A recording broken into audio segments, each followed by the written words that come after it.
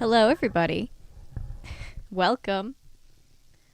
I'm legit hyped for stream tonight. Love read streams. I had so much fun when, I always have fun when we do, the Nancy Drew playthrough marathons.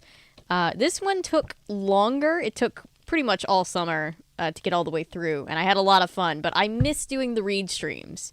And next year is going to be much more precisely planned so that it doesn't take 3 months, just because I don't want to go that long without reading streams again, because I love them. And I feel like we need more people. We need more people reading on YouTube. There's a couple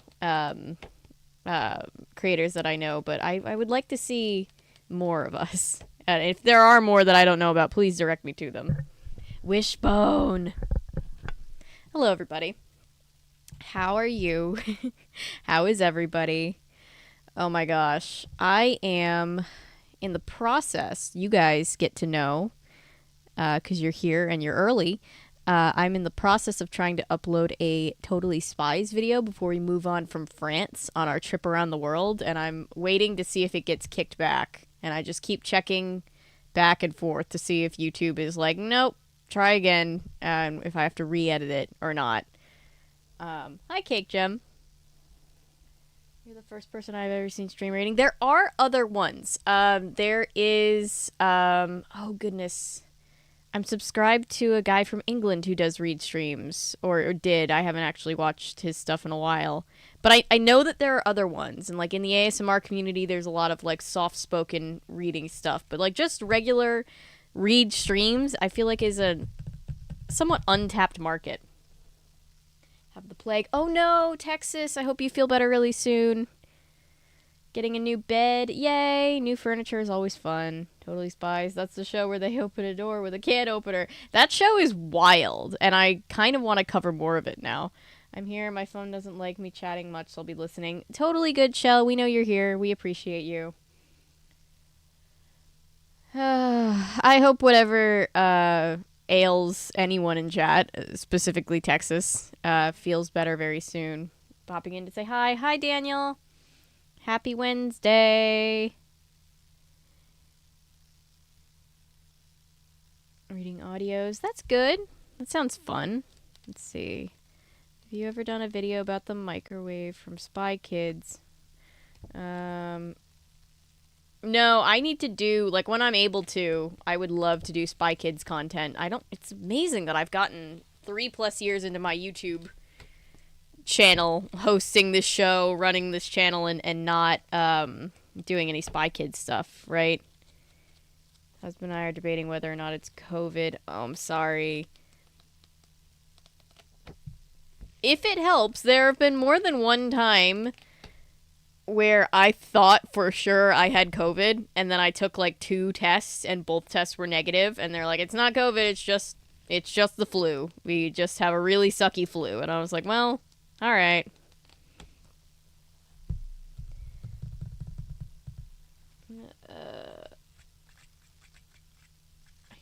Most profound classics of all time. I mean, it is, but that is what Wishbone does, isn't it? It's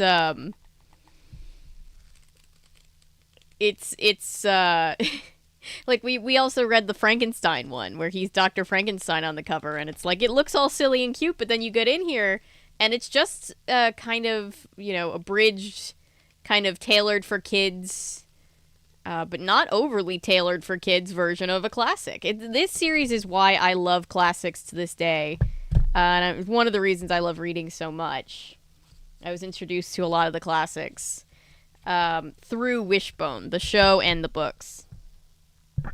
Welcome. Ike Psych. That's fun to say.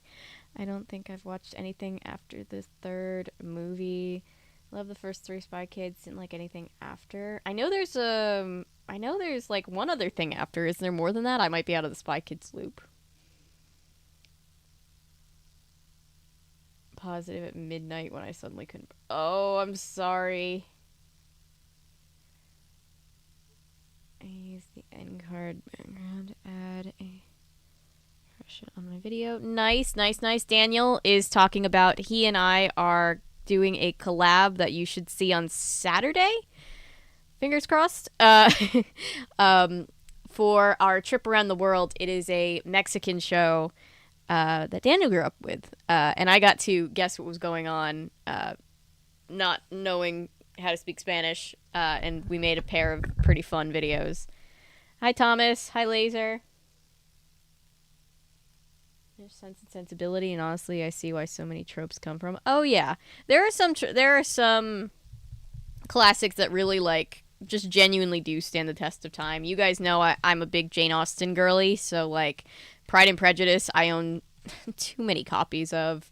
It's just that perfect like blueprint for like every good like romance that you've ever seen, I think.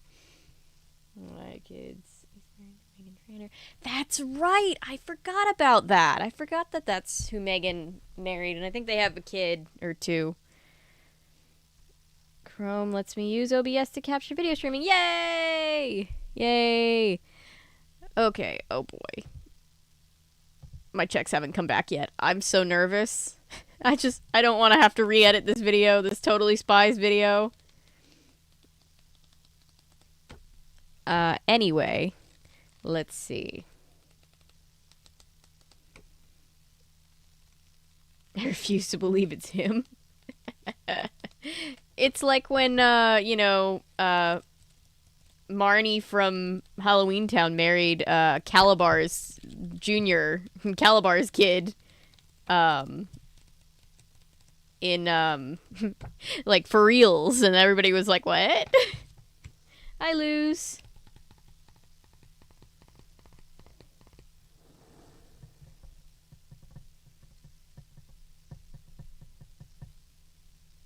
Google is 25. Damn, I'm old. Ooh.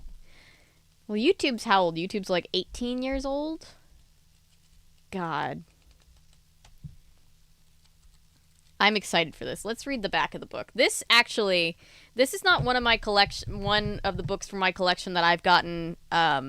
This isn't one of the ones sent to me, and this isn't one of the ones that I found on eBay with the stream in mind. This is actually my copy of the book from when I was a kid. And honestly, good for me. I, all things considered, took good care of this thing. Considering it's like 20 years old. More than 20 years old at this point. Maybe not. When did it come? When was it published? 1996. I didn't have it since I was born, but it's an old copy. I've had it. Why is there a dog on the cover? So, if you didn't grow up with Wishbone, Wishbone was a PBS show that was hugely popular. I've done a couple videos on a couple episodes, and I've streamed a couple reads of the books. It was a series about this little dog named Wishbone who loved reading more than anything else. And he would take us through, we would get to see what was going on in 90s life for Wishbone and the, kid who owns him and his friends. And then it would flash back and forth between a rendition of a classic novel that always had Wishbone as the main character. So we see Wishbone, and I believe they did an episode, a Dr. Jekyll and Mr. Hyde episode 2, where he's the doctor himself. But I don't remember the episode very well. I need to go back and watch it. I probably could, even if we're still on strike because of PBS. But we have not started reading yet, Ellery. Haven't missed anything. I literally picked this one off the shelf, right before I populated the stream. I wasn't sure what I wanted to read. And then I saw this one, and I thought I had already read it, and then I remembered that I hadn't. So, here we are.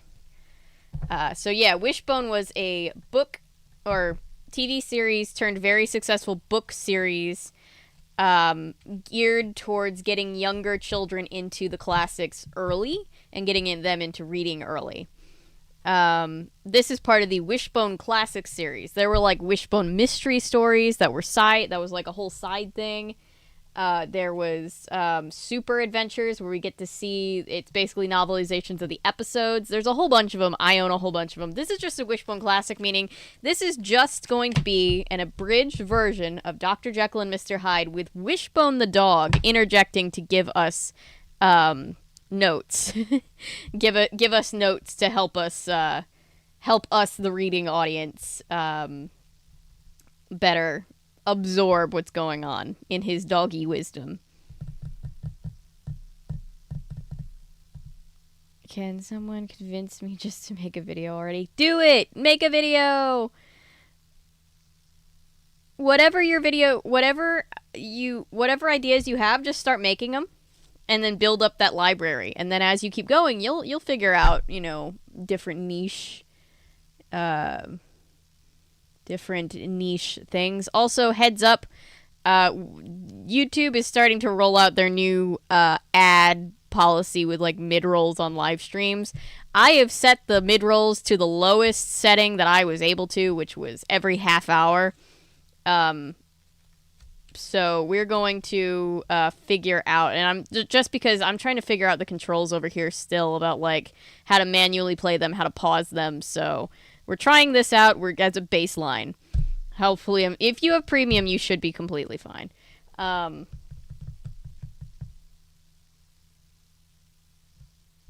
streams.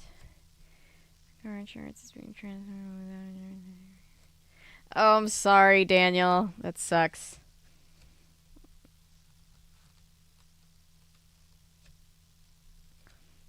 Okay. Why are they putting ads on live streams? They've been putting ads on live streams for a little while. I allow them just because we're a small channel. It helps support us. But yeah, we're figuring out with the new ad system how we're going to handle ads on live, so bear with us. This is literally the first day that they've had the new system that I'm aware of, so. Because greed. Yeah, I mean, YouTube also does have corporate greed, but, there is a part of it where, just remember, you are helping the independent creators a little bit. Corporate greed, the worst thing ever. There's ads for everything. There really are. There's room for both. Oh, there's definitely room for both. And so we're trying to strike that balance of needing the ads like at least a little, but not wanting to have it be too much. So, yeah. What's the story, Wishbone? All right, let's get into this. Can television's canine hero Wishbone be your tour guide? Or let television's canine hero Wishbone be your tour guide? How did my brain mess those two things up? When the dark secret that only Dr. Jekyll... What is the dark secret that only Dr. Jekyll knows? Dr. Henry Jekyll is a respected doctor and scientist whose mysterious behavior and strange experiments worry his friends. His exact opposite, Edward Hyde, makes people uneasy with his destructive and corrupt deals. When Hyde's name comes up in connection with the good doctors, Jekyll's friends wonder why the honorable doctor would have anything to do with the evil Edward Hyde. What is the real relationship between Jekyll and Hyde? No one can imagine the ghastly truth. What is this? Wishbone. I love Wishbone. Help Avery decipher the tagline? God, it's gonna be a long read if my brain can't figure out how to read.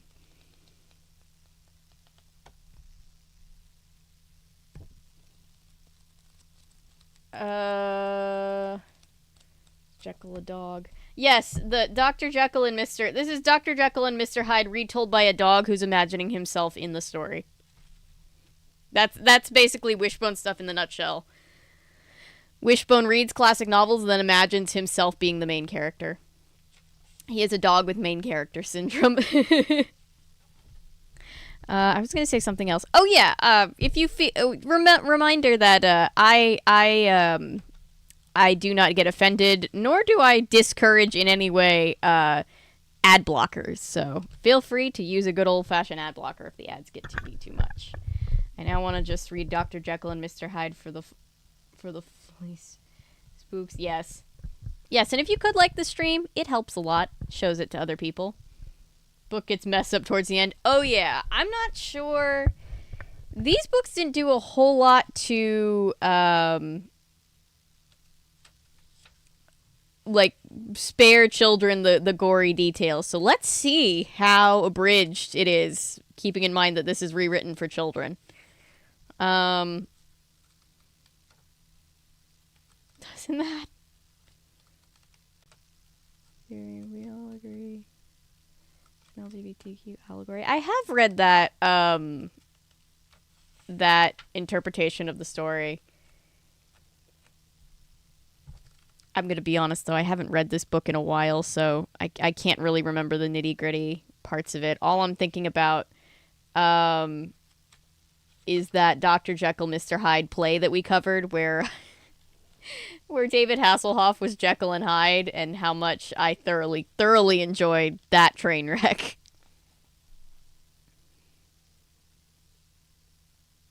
Didn't skimp on the details. Well, I guess we'll see. There's one way to find out. A vision of horror. The gentleman hurried out of the courtyard without a word. It wasn't until the hand reached the busy... Wait. Until they had... Let me try that again. It wasn't until they had reached the busy main street and were surrounded by the cheerful bustle of the crowds again that Mr. Utterson glanced at his friend's face. Mr. Enfield was pale, and his eyes were filled with fear, as he had just seen something too monstrous to speak of. Mr. Utterson knew his own face bore a look of answering fright. A look of sheer terror passed between them. God help the poor man, Mr. Utterson murmured. Oh, that was just... Okay, that was just the preview thing. And then we have The Strange Case of Dr. Jekyll and Mr. Hyde. Here we go. Oh, look at the very good boy. Look it. I need to pull up the better screen so that I can see in real time what you guys are seeing. Look it. There we go. Guess Victorians considered someone without manners as horror. Dr.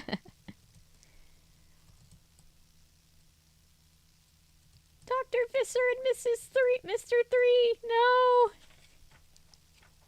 The goodest of boys. Introduction. All set to enter a world of action, adventure, drama, and laughs? Then come along with me, Wishbone. You may have seen me on my TV show. Often, I am the main character, and sometimes I am the sidekick, but I'm always right in the middle of a thrilling story. Now I'm going to be your guide as we explore one of the world's greatest books, The Strange Case of Dr. Jekyll and Mr. Hyde. Together, we'll meet a lot of interesting characters and discover places we've never been. I guarantee lots of surprises, too, so find a nice, comfy chair and get ready to read with Wishbone. Everybody who's read the book before is like, okay, but like not too many surprises. Please? Not too many. All right. Before we get started, there's always an about the author. About the author, Robert Louis... God, I can't read today. Today's going to be interesting. Robert Louis Stevenson. Robert Louis Stevenson was born in Edinburgh, Scotland, in November 13th, 1850. He was often sick as a child and had to spend a lot of time in bed. This gave him plenty of time to use his imagination. As he lay under the covers, Stevenson created stories about the imaginary places and drew pictures of his make-believe worlds. Stevenson's family wanted him to be an engineer like his father. Engineers use math and science to construct things such as bridges and buildings. Shout out to all the engineers. But Stevenson did not like math and science. He wanted to be a writer. A lot of us can relate to that, I think. Although he loved his family very much, by the time Stevenson was a young man, he was anxious to leave home and start his own life. Because he was sickly and weak, Stevenson's mother and father still treated him like a child. Finally, Stevenson's doctor told his parents how unhappy their son was. His family agreed to let Stevenson leave home. Stevenson immediately set sail for France and began his career as a writer. Over the next 20 years, Robert Louis Stevenson traveled to many places and wrote many exciting books. Some of his most popular works are Treasure Island, Kidnapped, The Black Arrow, and The Strange Case of Dr. Jekyll and Mr. Hyde. Stevenson loved to travel. Nothing was more exciting to him than living in different places and seeing new things. One of the places Stevenson lived was the United States. Here, he met and married an American woman named Fanny Osborne and became a stepfather of her children. The stepfather of her children, not implying that there's more than one. Stevenson and his family spent the last few years of his life Living on the island of Samoa, Stevenson kept writing until his sudden death on December 3rd, 1894. So he lived, he wasn't that old. He was 44. He left behind a library of wonderful stories and adventures that readers still enjoy today.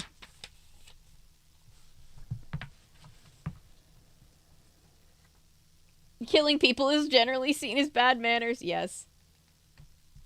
The goodest of boys and the baddest of boys.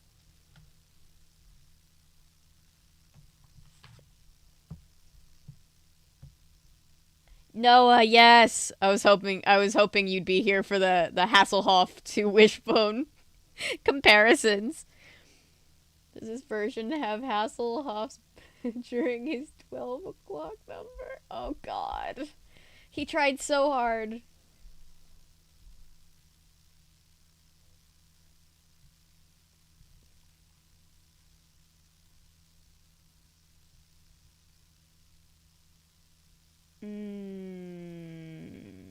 Mood.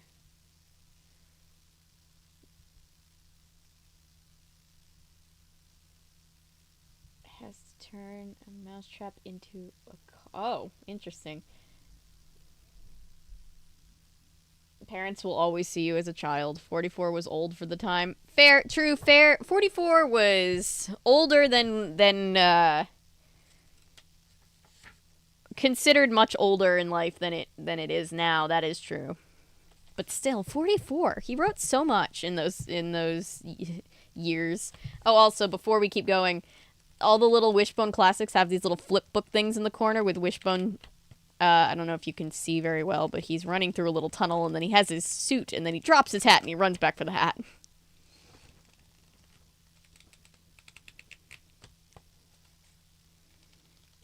See, now I just want to play with the flippy book thing. Anyway. Oops, sorry. I hit the microphone. About the strange case of Dr. Jekyll and Mr. Hyde. Wishbone says, I hate it when somebody yells at me and calls me a bad dog. I may get into trouble once in a while. Okay, I get into trouble a lot. But I'm not a bad dog. Just like everyone else, I'm good sometimes and not so good other times. Each of us has a good side and a bad side. But what if there was a person who was completely bad? What would this person be like? The Strange Case of Dr. Jekyll and Mr. Hyde is the story of just such a person. Set in a city of London, England, this book tells the story of a well-known, respected London doctor named Henry Jekyll and a wicked man named Edward Hyde. The relationship between these two men is stranger than you think, and it forces everyone they know to confront their own feelings about good and evil. The Strange Case of Dr. Jekyll and Mr. Hyde is set during the late 1800s, during a time known as the Victorian era. This time period was called Victorian after Queen Victoria, who sat on the throne of England from 1837 to 1901.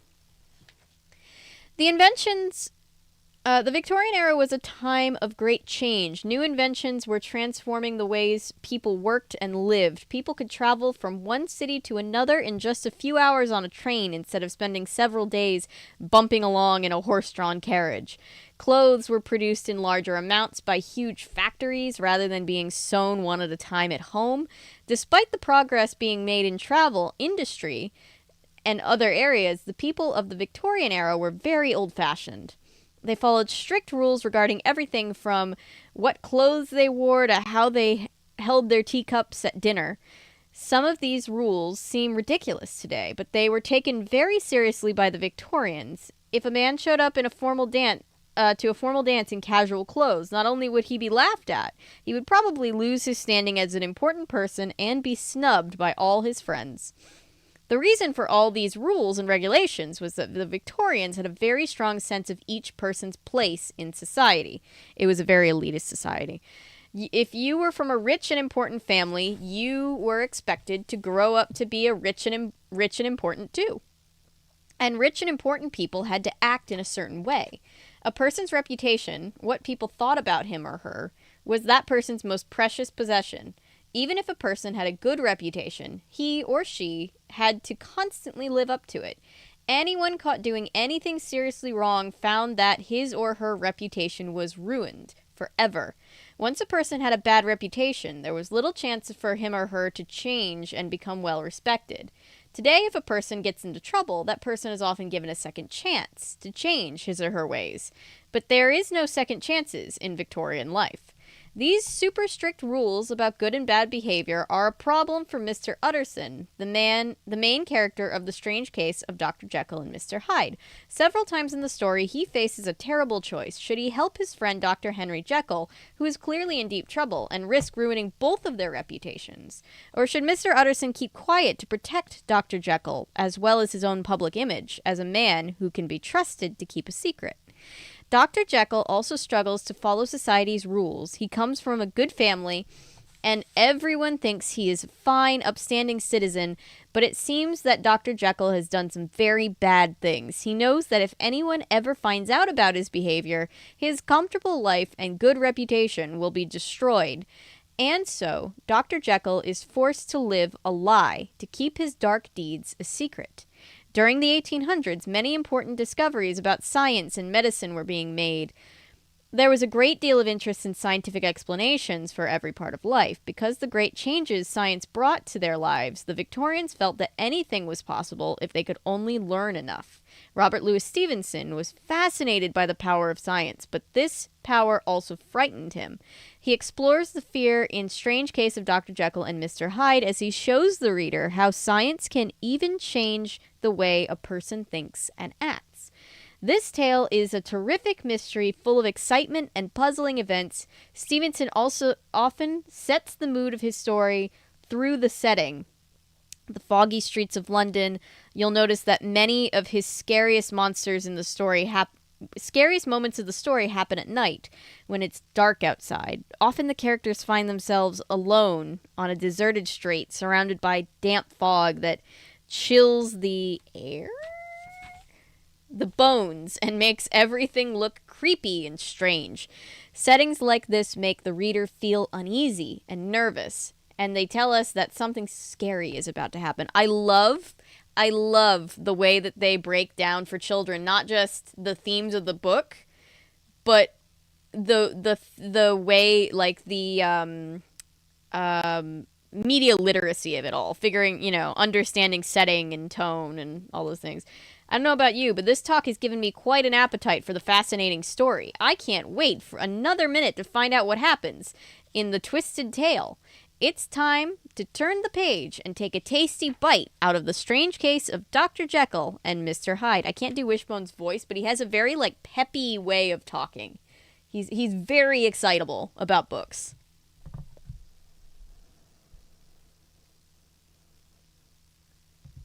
Okay. Just talking about that topic. Yeah, I'm behind in chat. Let me look back and see what I missed in chat.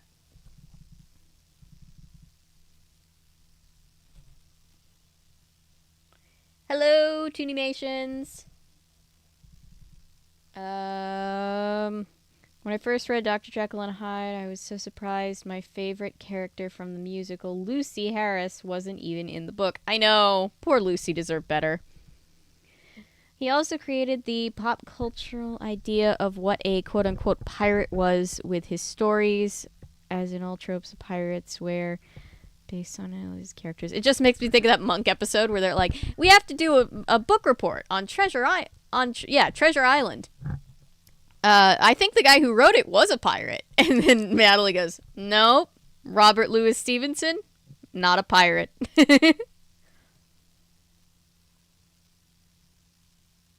Dr. Doggo and Mr. Cat. Yeah, it is. This was a very, very good idea, and it shows in how popular it ended up being.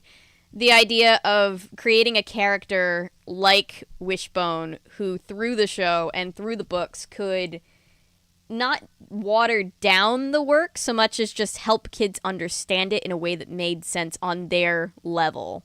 And I think kids, like I as a kid appreciated it because I felt like, I was capable of being smart enough to read the classics. But also I was like, anytime I got to a part of the book that was scary, I always had like this cute little, terrier there to be like, it's okay, it's just a book. And I always appreciated it.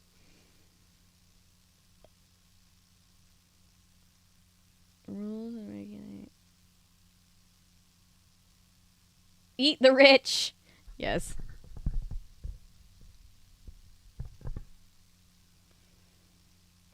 You'll see when you watch an episode of Wishbone, all of the other actors are human people, and then Wishbone's just the main character who is a dog, and no one says anything because it's his imagination. So he's just picturing himself, on equal footing with all the humans.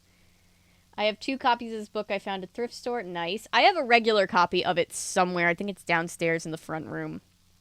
I have just a regular copy of it, but obviously we have to read the Wishbone copy here. Yes, Asexual Vampire is a phenomenal username. People cared about drip even in medieval times. I'm being told how to write horror by Wishbone. Yes.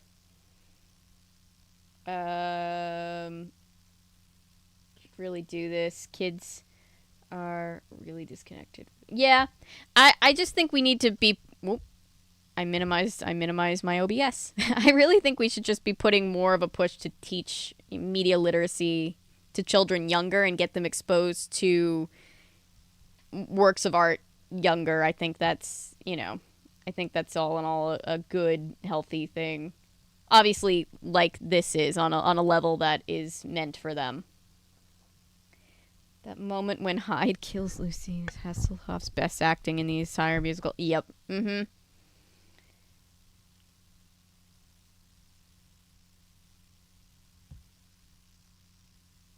Stevenson did use real pirates log as inspiration and research, though. Yeah, oh yeah, definitely good research, but not technically a pirate.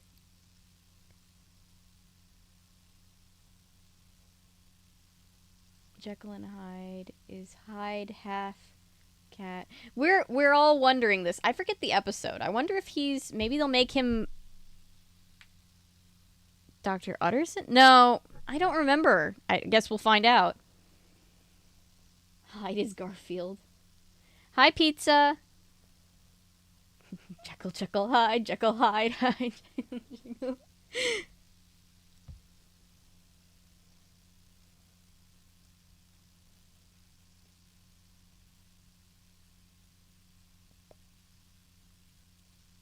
I can't see the ad. I feel oddly lonely.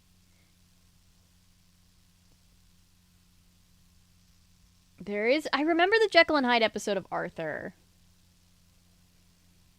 Will he just be a werewolf? I guess we'll find out.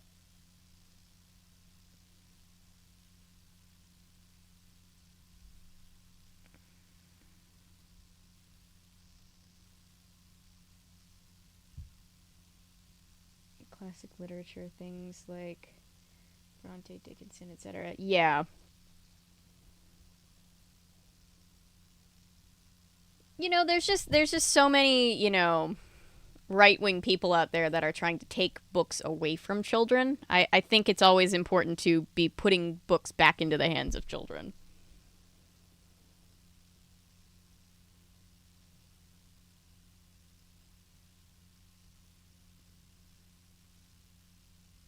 It's not above a bad pun. We love that for him.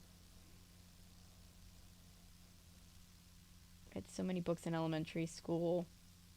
I'm getting mixed in my head. Yeah. Very similar to a little less messed up in elementary school.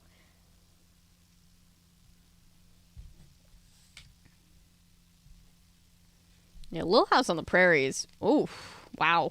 There's a lot to unpack with that one. Main characters. Gabriel John Utterson, a lawyer. Sorry, I called him a doctor. He's not. He's a lawyer. And a friend of Dr. Jekyll. Here are we have a character breakdown. So we have Richard Enfield, a friend of Mr. Utterson. Edward Hyde, who is an evil man. Dr. Henry Jekyll, a respected doctor. Dr. Hasty Lanyon, a friend of Dr. Jekyll and Mr. Utterson. Poole, Dr. Jekyll's butler.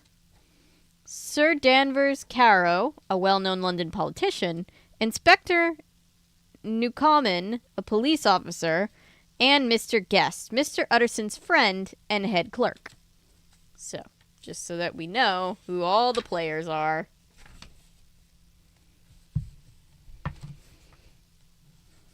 All right. And there will be some illustrations, so luckily our top-down camera is in full function right now.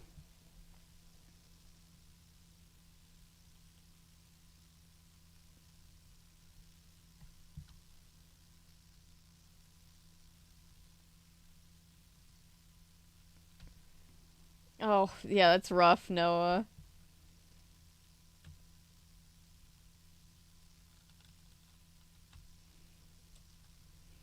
The mysterious door. Our story begins one Sunday afternoon in the busy city of London. Two gentlemen, this is Wishbone, helping us. Two gentlemen are out for a walk. One is a lawyer named Mr. Gabriel John Utterson, a serious, calm, well-mannered man of about 50 years of age who is respected by most important people in London. Mr. Utterson is the type of fellow who is always happy to listen to someone's troubles and do his best to help the person out. His companion is his young friend, Mr. Richard Enfield, who loves to have a good time and is popular with everyone he meets. Although the two men have very different personalities, they are good friends and never miss their Sunday walks together. All right, let's see. Mr. Utterson and Mr. Enfield made their way down a quiet side street. The street was a sharp contrast to the rather gloomy, shabby neighborhood around it.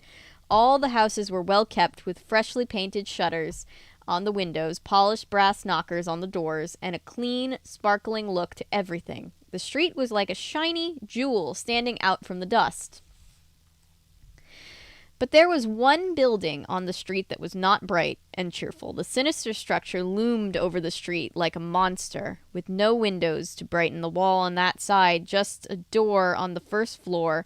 This door had neither bell nor knocker, and it was stained and scratched with years of neglect. Tramps could often be seen slouching in the doorway, striking matches on the door's worn panels, and schoolboys were fond of carving their names into the wood with their pocket knives. As the two gentlemen passed, Mr. Enfield raised his walking stick and pointed at the building. "Did you ever notice that ugly door?" he asked. "Oh, yes," Mr. Utterson replied. "I have a very odd story to tell." "And that door is part of it," Mr. Enfield told him. "Really?" Mr. Utterson said with interest. "What is it?"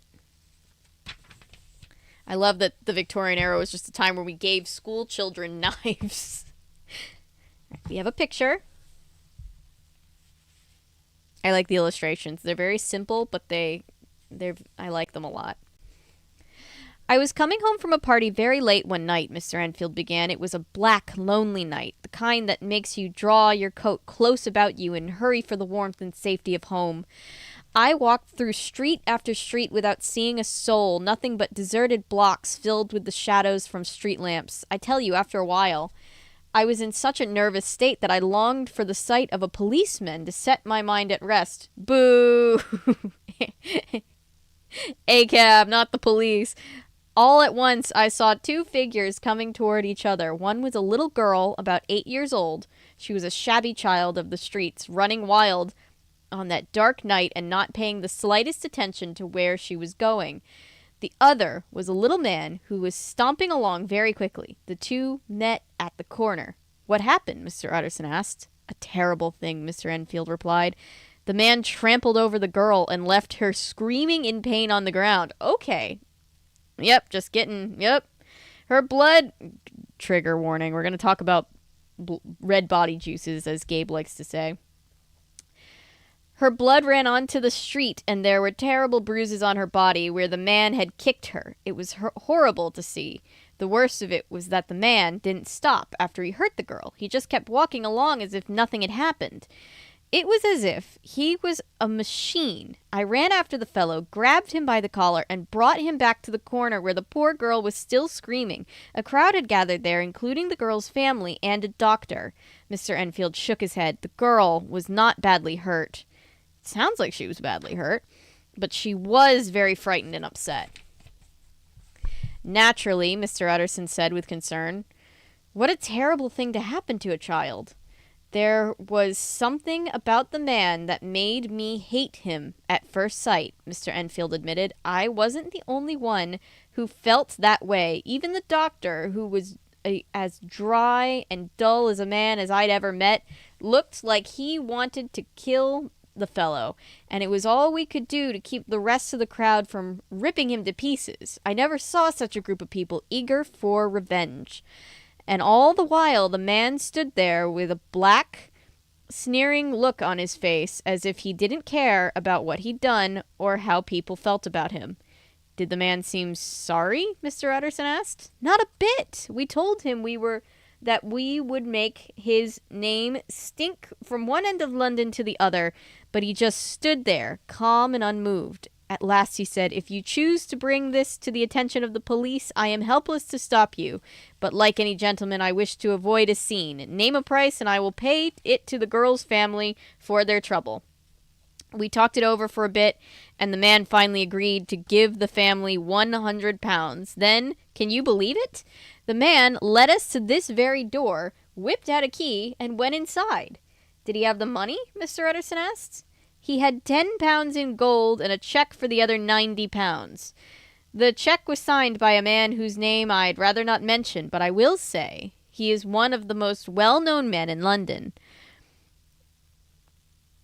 And then Wishbone says, £100 is equal to several $100s, a huge amount of money in those days. Someone start Googling that conversion rate. £100 in 1890 or 18 whatever to American dollars today. The whole business seemed rather strange to me, but the fellow just sneered and said, "Don't worry. The check is good. I will stay with you until the bank's open and cash it myself."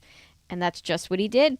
The horrible man went with the girl's father and myself to the bank. The check was good, and we had no trouble cashing it. How strange, Mr. Utterson muttered.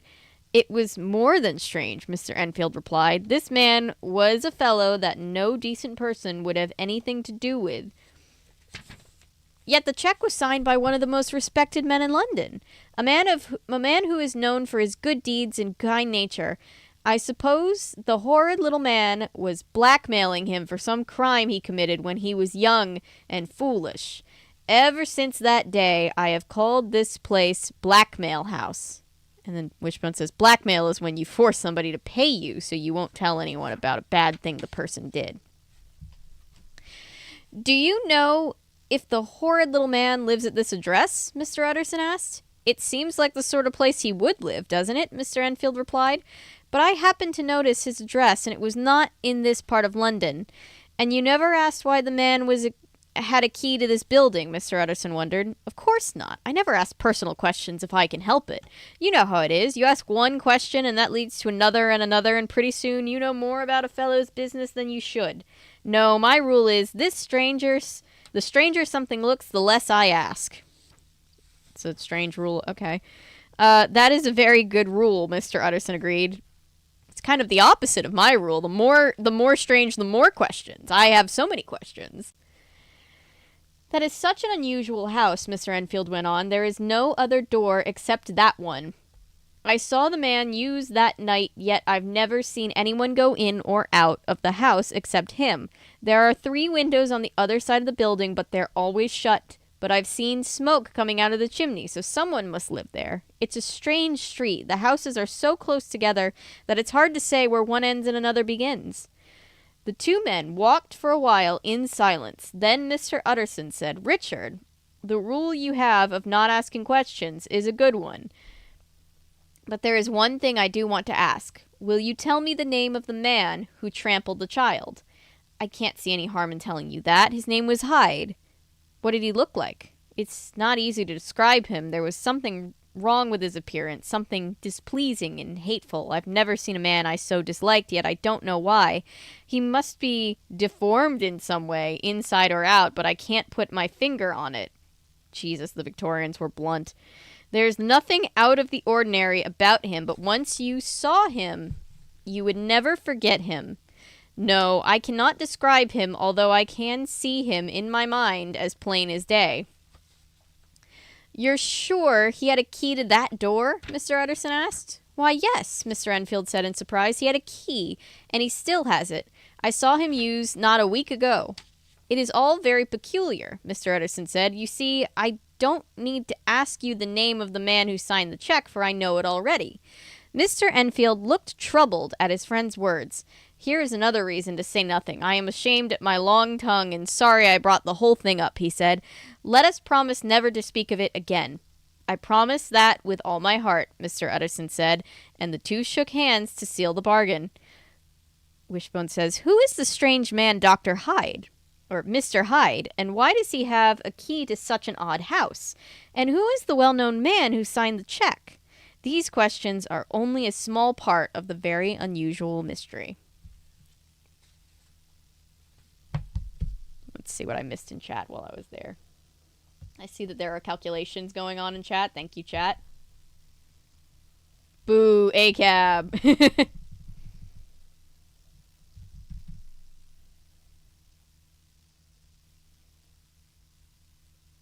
Version I recommend Jekyll.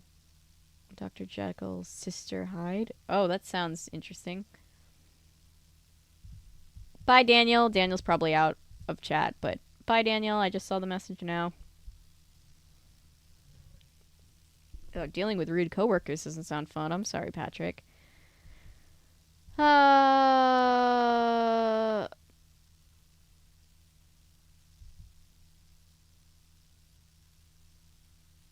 Renfield makes me think Renfield.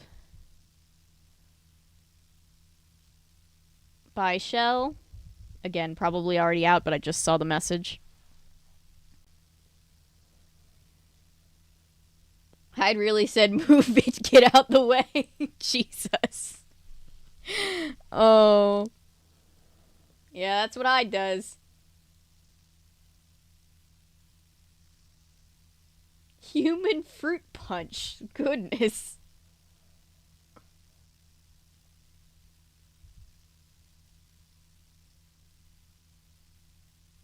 Yeah, for some people, hearing it described is not nearly as bad as seeing it, but, you know, just in case anybody is worried. Again, this was specifically tailored for children. I think I read this book when I was about 10.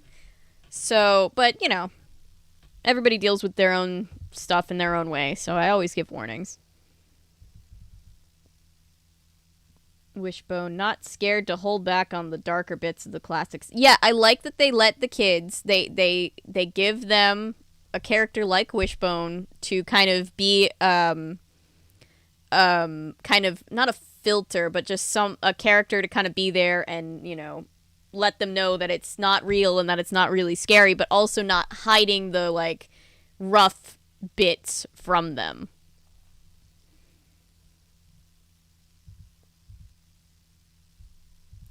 I can't remember if in the classics, because I know in the episode Wishbone obviously plays a character. I can't remember if in the Wishbone classics they bother to describe, or when we read Super Adventure Wishbone Legend of Sleepy Hollow, they described Wishbone portraying Ichabod Crane, and that was fun. But I don't remember if in Frankenstein, when we read Frankenstein, that was just a regular classic, so I don't know if they actually bothered to be like, and then Dr. Frankenstein was a dog. I can't remember, but I do believe that he is...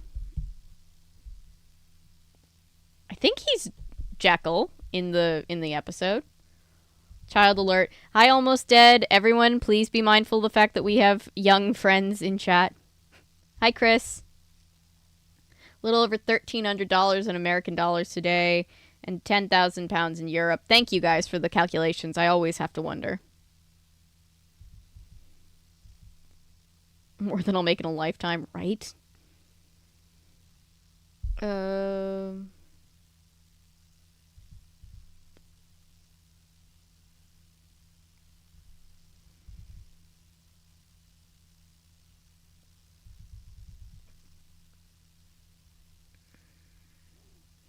Sounds like Hyde looks a lot like Trump.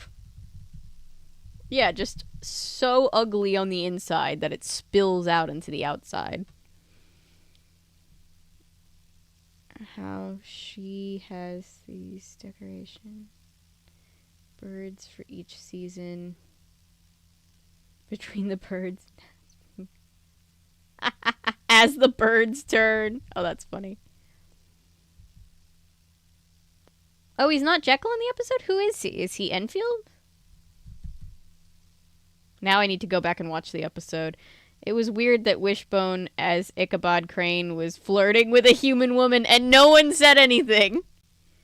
Because again, it's all like Wishbone's imagination. So he imagines himself to be just another human. So. All right. Moving straight along. This bookmark, it was given to me at con. It's an advertisement for some book series that I've never read, but I know nothing about it, but this face and the time to boogie, I love it. I just keep using it.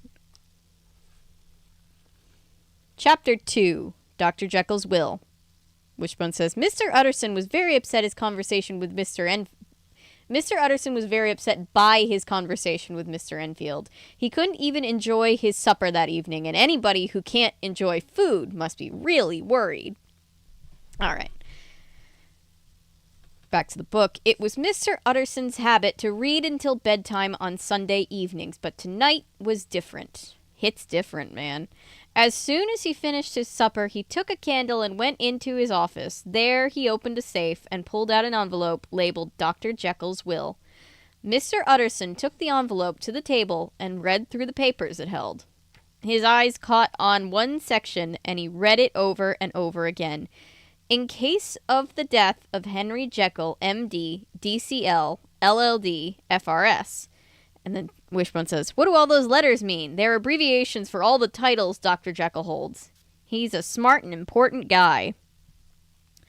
All his possessions are to pass to the hands of his friend, Edward Hyde. In case of Dr. Jekyll's disappearance or unexplained absence for any period longer than 3 months, Edward Hyde shall step into Henry Jekyll's shoes without any trouble or obligation. Mr. Utterson frowned. He had known Henry Jekyll since they were in school together more than 25 years ago, and there never was a better friend or a kinder, more respected man. Why would a good man like Henry Jekyll have leave all his possessions to a hated man like Edward Hyde? Even worse, why would Jekyll make arrangements for this terrible man to take his place? Mr. Utterson hated the terms of this will. There was something about the whole matter that offended his sense of what was right and proper. There's certainly something very wrong here, Mr. Utterson said to himself as he replaced the papers in his safe. At first I thought Jekyll had lost his mind, but now I'm beginning to think he's been disgraced somehow. My friend must be in some kind of trouble. With that, the lawyer blew out the candle, put on his coat, and headed to the elegant house where his friend, the great Dr. Hasty Lanyon, saw his many patients. If anyone knows what to make of this, it'll be Lanyon, Mr. Utterson told him. Dr. Lanyon was a big, heavy man who was always well-dressed and eager for fun. He jumped to his feet when Mr. Utterson entered the room and welcomed him with a firm handshake and a clap on the back that clearly showed how happy he was to see his old friend. After talking comfortably for a few minutes, Mr. Utterson said, I suppose you and I must be the two oldest friends that Henry Jekyll has. I suppose we are, Dr. Lanyon agreed, but I see little of him now.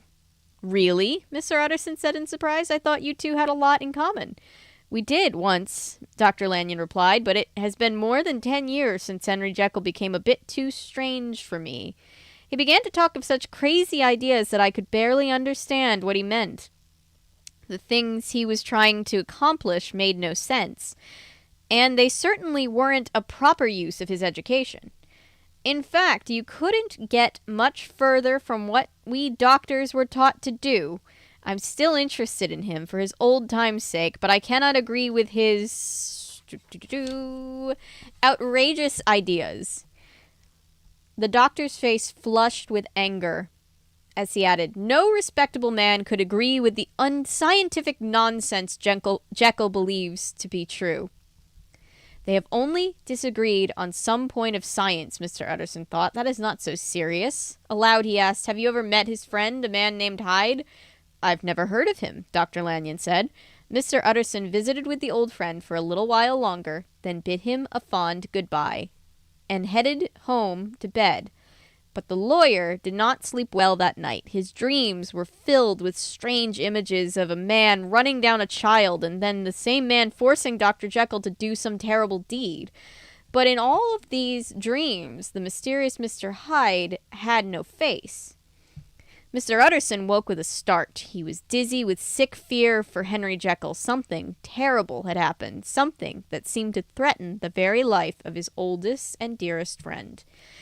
Mr. Utterson struggled to pull himself together. He was a sensible man, not used to mysteries. If only he could meet Mr. Hyde and see him face to face, then he might be able to understand the strange hold this man had on his friend, Dr. Jekyll. Wishbone says, will Mr. Utterson be able to find the mysterious Mr. Hyde? Keep reading and see. Spare a thought right now for the Victorian readers who read this upon first release and the shock and awe, right? Wishbone is not Jekyll, but welcome back, Shell.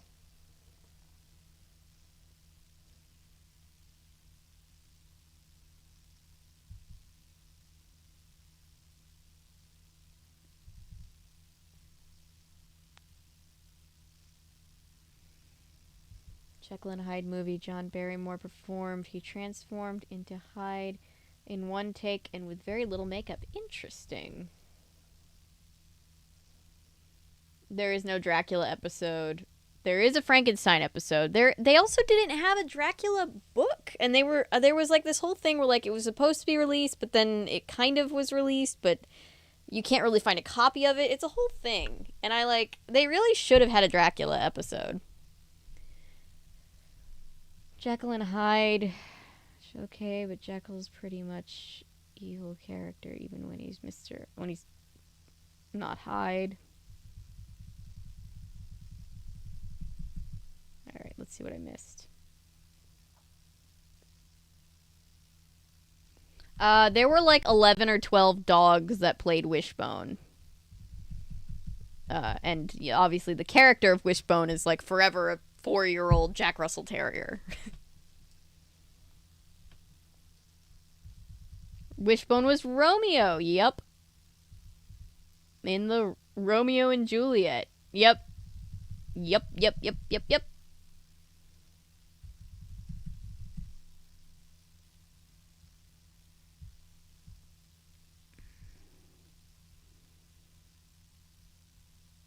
He just turns into a bug. Oh my god.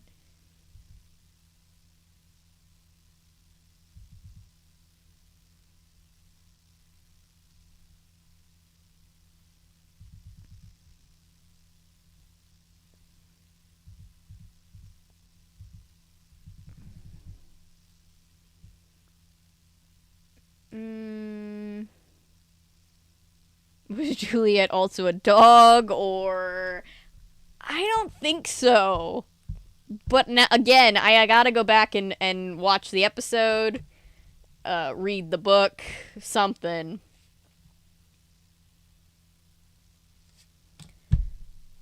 Maybe once we get back from our worldly travels, we'll just do some PBS stuff if the strike is, God forbid, still going, and we'll just do some Wishbone stuff.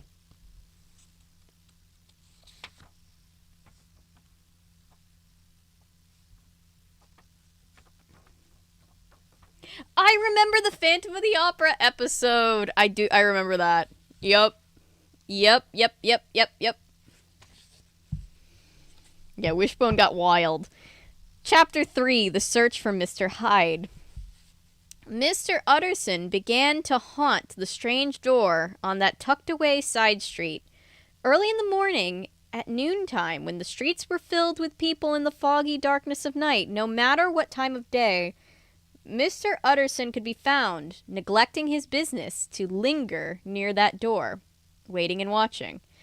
If he sees Mr. Hyde, the lawyer thought, then I will be Mr. If he is Mr. Hyde, the lawyer thought, then I will be Mr. Seek. They kept it. I love that. One fine night, his patience was rewarded. Mr. Utterson waited near the door, shivering a little on the crisp, cold air. The neighborhood was empty, most of its residents tucked into their beds at home. In spite of the low growl of London's traffic in the distance, this particular street was strangely quiet. Oh my goodness. Sorry.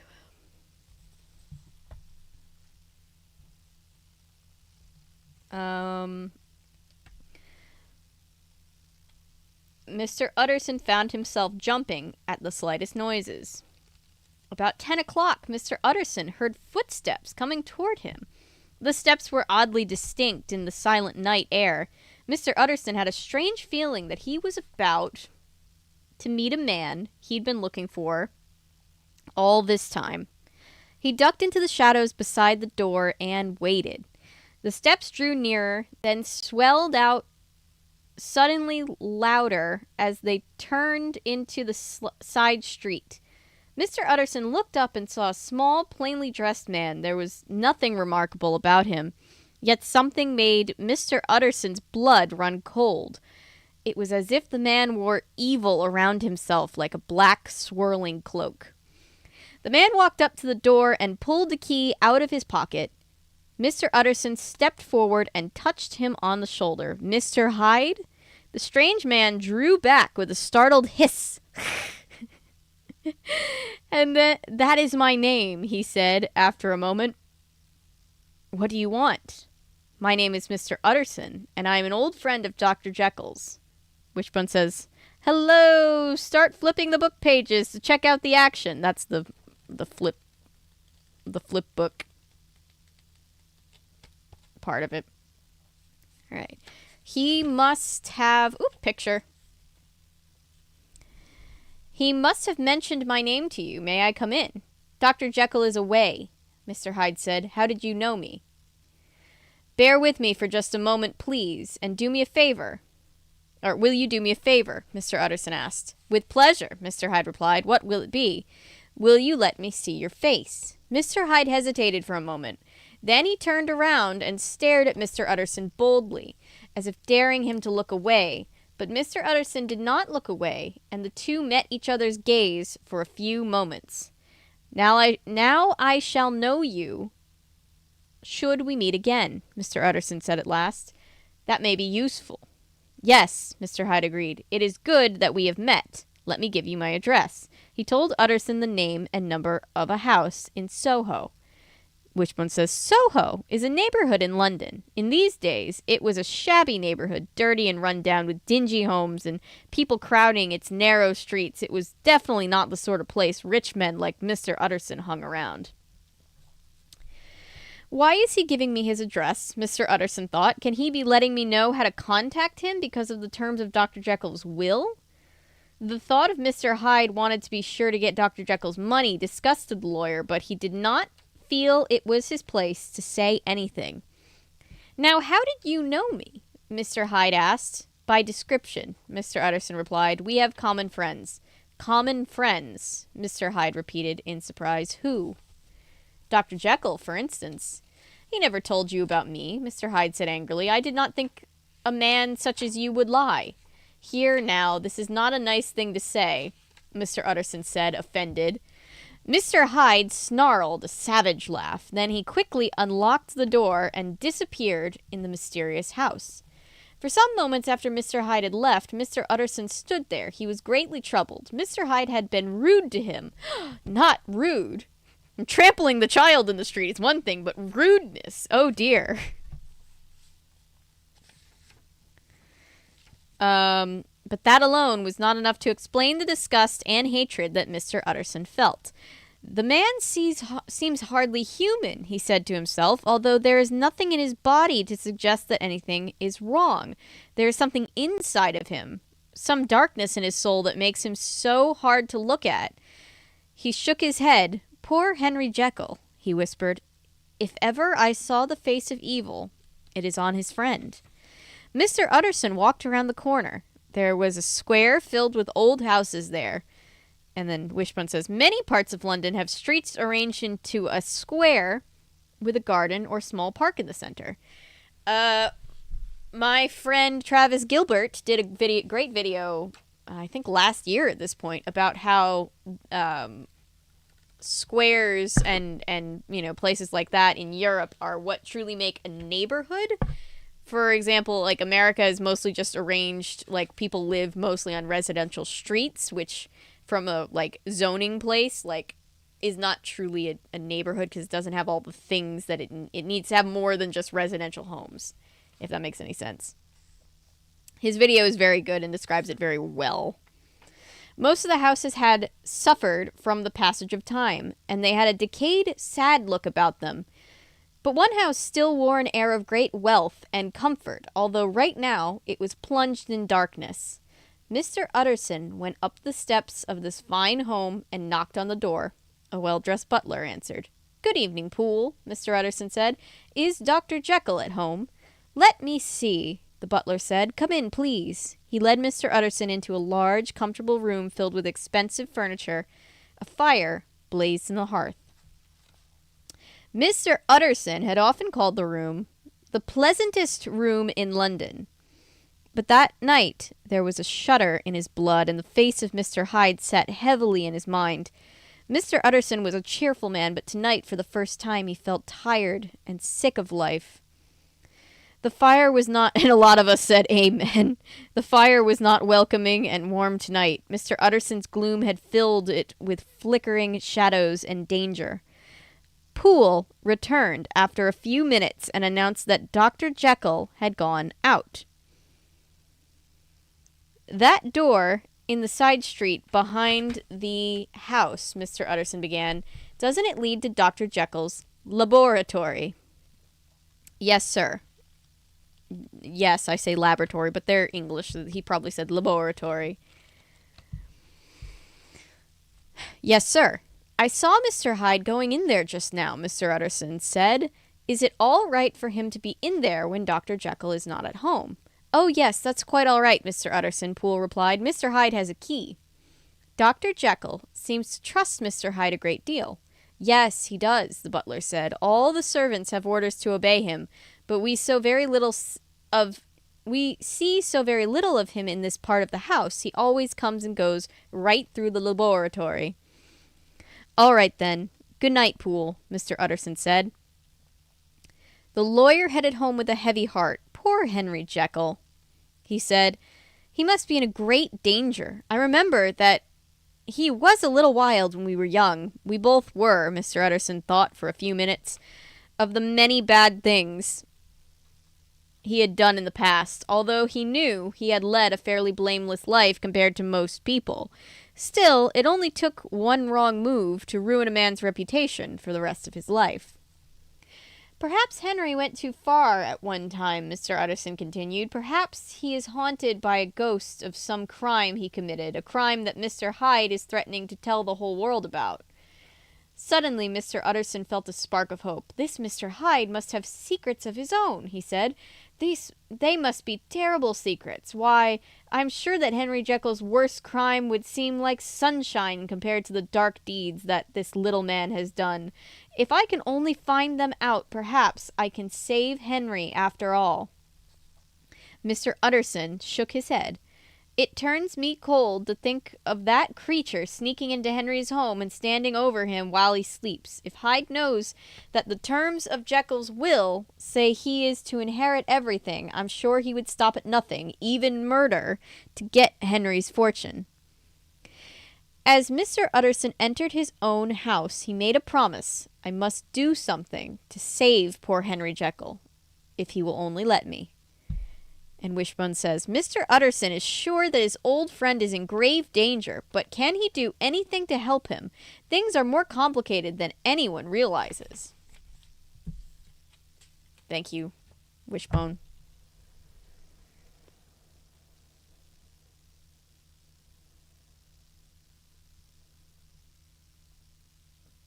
Welcome, thank you. I feel like calling this educational might be a little bit, more than what I deserve, but I'm glad to do what I can.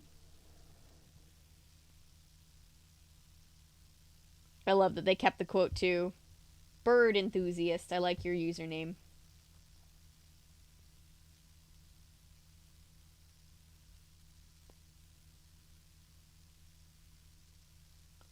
I believe Wishbone has been the Count of Monte Cristo and Quasimodo. I think. And Robin Hood.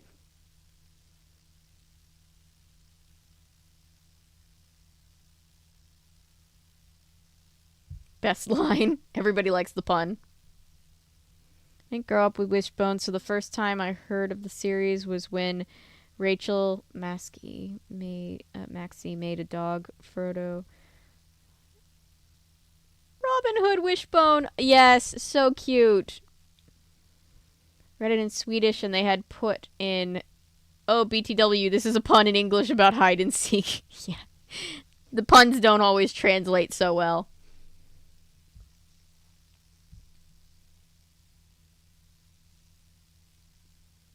I did not see the Wish trailer.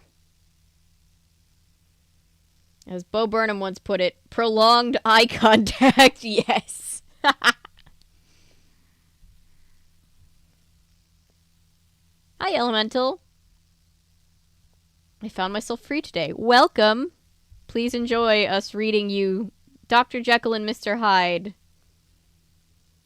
Or us reading together as I read for you guys. The Strange Case of Dr. Jekyll and Mr. Hyde, told by a Jack Russell Terrier, famous on PBS.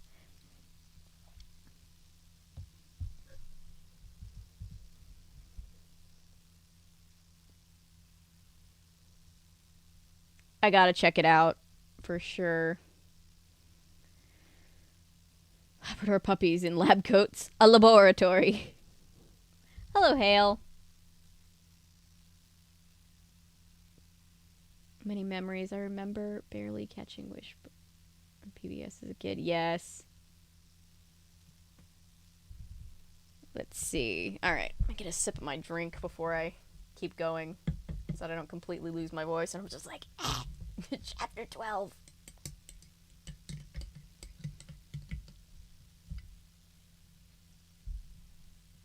I have hot chocolate. It's sticking. Come on. There we go. Thank you.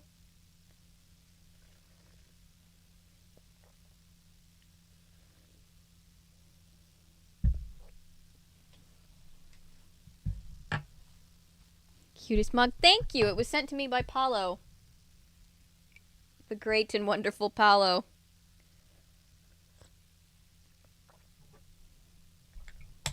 And it has a nice little top. Keeps it warm. Love it. One of my favorite mugs. I use it all of the time. Also has a little on-themed spoon. It has a little paw. Toe beans on it. Chapter 4. Dinner with Dr. Jekyll. Wishbone says... Hold it like this so you guys can see better. We've heard a lot about Dr. Henry Jekyll. In this chapter, we finally get to meet the mysterious doctor and hear what he has to say about Mr. Hyde.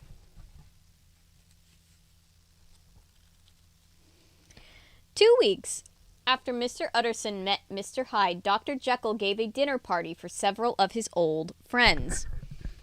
All intelligent and respectable men, of course. Mr. Utterson was included. Everyone had a fine evening. Mr. Utterson made a point of staying after all the other guests had gone. This was not unusual, for hosts were always happy to talk with him after all the other guests had left.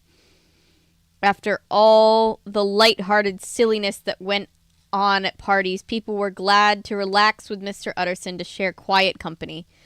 Dr. Jekyll was no exception, and Mr. Utterson welcomed the chance to talk with his friend in private. The lawyer and the doctor settled in front of the fire. Dr. Jekyll was a large, strongly built man of about 50. Picture David Hasselhoff, for my sake. There was a mischievous light in his eyes, as if he enjoyed a good joke or prank, but he was clearly a kind-hearted and generous man. Anyone could tell just by looking at him that he was very fond of Mr. Utterson and always glad of his company. I have been wanting to speak with you for some time, Henry, Mr. Utterson said at last. You know that will of yours. Dr. Jekyll tried to hide his unhappiness regarding the subject matter. I have never seen anyone as upset as you are over that will. he exclaimed. "You make as much fuss over it as Dr. Lanyon does when he complains about my scientific ideas. He is the most stubborn, narrow-minded man I have ever met. Dr. Lanyon has nothing to do with this. You know I never approved of the terms of that will," Mr. Utterson went on. "Yes, you have told me that from the beginning," Dr. Jekyll said sharply. "Well, now I am telling you again," Mr. Utterson said. "You see, I have been learning about your friend, Mr. Hyde." Dr. Jekyll's handsome face grew very pale, and a hard look came into his eyes. "I do not care to hear any more," he said. "I thought we had agreed not to discuss this matter." "What I have heard about Mr. Hyde is horrible," Mr. Utterson continued. "It doesn't matter," Dr. Jekyll said firmly. "You don't understand my position. I am in a very unusual situation. One that cannot be fixed by talking about it. Henry, you know you can trust me," Mr. Utterson said. "Confess whatever it is that you've done, and your secret will be safe with me. Whatever the trouble is, I'm sure I can get you out of it." "That is very kind of you, my friend," Dr. Jekyll replied. "I trust you more than any man alive, even more than I trust myself, but things really aren't as bad as you think." Am I the only one who always thought he kind of had it bad for Mr. Utterson? Like for real?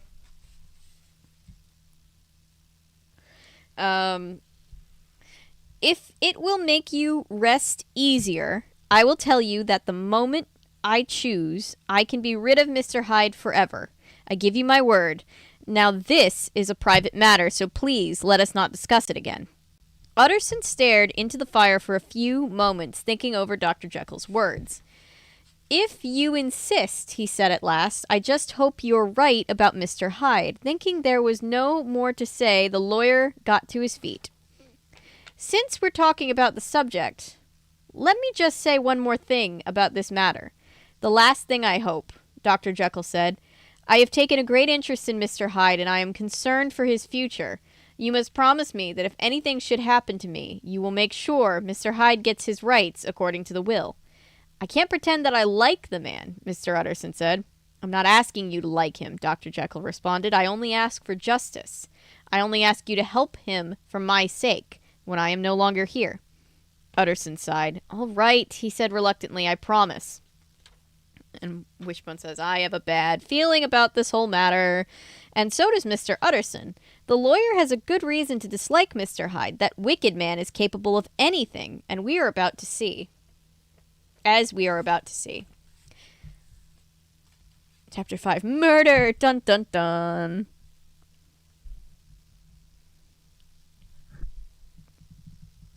All right. Hello, Karasu.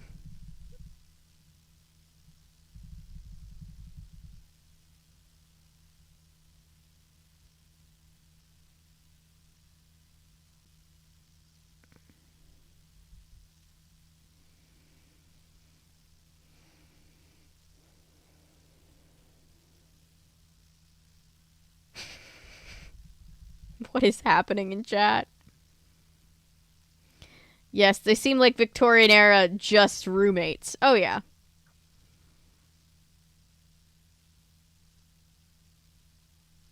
It's cringe. It's cringe when you know how it goes, isn't it, Luz?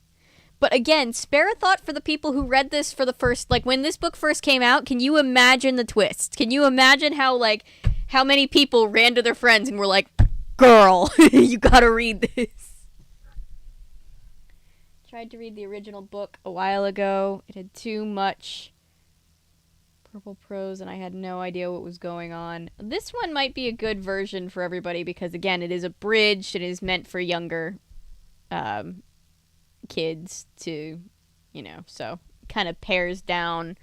If you're like me and can easily get lost in that whole, the old-timey phrasing and things, this kind of pares all that down.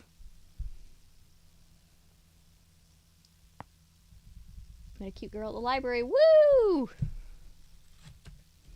All right. Hang on. Let me check my... Talking about Jekyll. He was the most handsome Chad of a specimen I'd ever seen.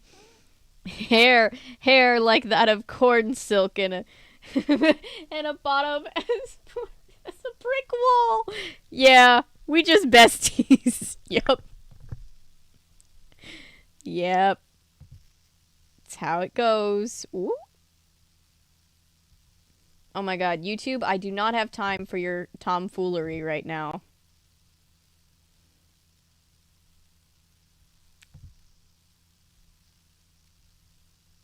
Who can't see? Oh, it's my video is going to be blocked in Canada. I'm going to have to take it down and re-upload it. We can't leave our Canadian friends out.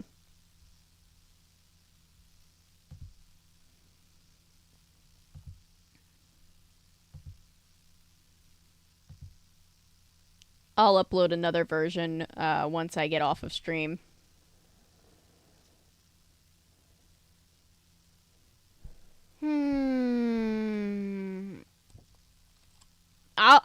I'm re-uploading it. I'm not. Sometimes if it's like it's blocked in this one country that like literally nobody watches you in, I'll just kind of let it slide. But not there's a significant group of you guys in Canada. I'm gonna re-upload it. I'll deal with that after. Right now we've got murder. Dun dun dun. Fossils. Dun dun dun. All right. Wishbone says, a whole year goes by without anything unusual happening. Then late one night, all of London is shocked by a terrible crime. I always wondered, when was this written in relation to the Jack the Ripper scare? Was there any overlap? Was this before? Because Hyde definitely becomes kind of like a fictionalized Jack the Ripper. It was after 11 o'clock on a moonlit October night. A young maidservant who lived in a house near the river was looking out of her window. The full moon lit the street below, making everything look sharp and clear. It was such a beautiful evening that the maid felt at peace with the world. Written after, I think. Written after, I can definitely see it being an inspiration from, you know, before Jack the Ripper killings. I'm seeing... If it's before, it's just a coincidence, but after, I can definitely see it being inspired by... I just always wondered, because it always reminded me of the Jack the Ripper case. As she sat lost in her dreamy thoughts, the maid saw an elderly gentleman walking along the street. He was quite handsome and distinguished, with a head full of shining white hair. As the maid watched, a short, squat man hurried along the street. He met the first man right under the maid's window, and the older man bowed to him politely. The maid was surprised to see that the smaller man was a fellow who had visited her master once. His name was Mr. Hyde, and she had disliked him immediately, although she could not explain why she felt that way. The first gentleman said something to Mr. Hyde in a courteous voice. The maid was charmed by his manners. The gentleman was so polite and kind. Mr. Hyde did not answer the old man. He just fingered his heavy walking stick as if he were impatient and did not want to listen to him. Suddenly, Mr. Hyde burst into a great flame of anger. He stamped his feet and began waving the walking stick like a madman. The old gentleman stepped back, looking surprised and hurt. Then the maid saw a horrible thing. Mr. Hyde raised his walking stick and clubbed the old man to the ground with a savage blow. Then he jumped on the body and began to trample it. Jesus Christ, dude, I forgot how thorough Hyde was. While he struck even more blows with his heavy stick, the old man's bones crunched and shattered under this terrible attack, and his body twisted and jerked with agony. The maid was so horrified at the sight and sound that she fainted. When she woke hours later, the street was quiet. The murderer was gone, but the mangled body of his victim still lay in the middle of the street. Here's a picture. Wee woo, wee woo. There's a crime. A crime in progress. Shaking and sick, the maid called for the police. The murder weapon, the heavy walking stick, had snapped in two, and a piece lay in the gutter. The police found some money and a fine gold watch on the victim, along with an envelope addressed to Mr. Gabriel John Utterson. It seemed that the gentleman had been on his way to mail the letter to Mr. Utterson when he was killed. One of the police inspectors, a man named Newcomen, I'm not sure how to actually say it. I'm doubling down on Newcomen, hurried to the lawyer's house early the next morning and got him out of bed. When Utterson heard the story, he looked very serious. I shall say nothing until I have seen the body, he said firmly. Then he dressed, ate a quick breakfast, and went off to the police station where the body had been taken. As soon as Utterson... Can we talk about how Utterson was just like, okay, I gotta go identify a body? Hang on, let me go grab a snacky first. Where the body had been taken. As soon as Utterson saw the body, he nodded. Yes, he said, I know him. I'm sorry to say that this is Sir Danvers Carew. What? Exclaimed Inspector Newcomen. Sir Danvers Carew was a member of Parliament and one of the best known and respected men in all of London. This is going to make a great deal of noise, Inspector Newcomen continued. Perhaps you can help us track down the...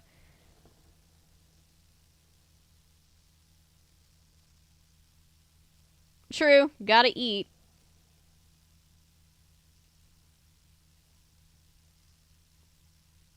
Yes, the little top pages are a little flip book of Wishbone dressing in a suit, and then he loses his hat, and then he's like, oh shit, not my hat. It's very cute. All the Wishbone classics have the little flip book thing in the top. So graphic for a kid's book. Again, Wishbone was not shy. They wanted kids to know like what the real story was. So they would abridge it so they could understand it, but they wouldn't. Only 2 years before, he was in What's the Ripper? I mean, everybody else was accused of being the Ripper.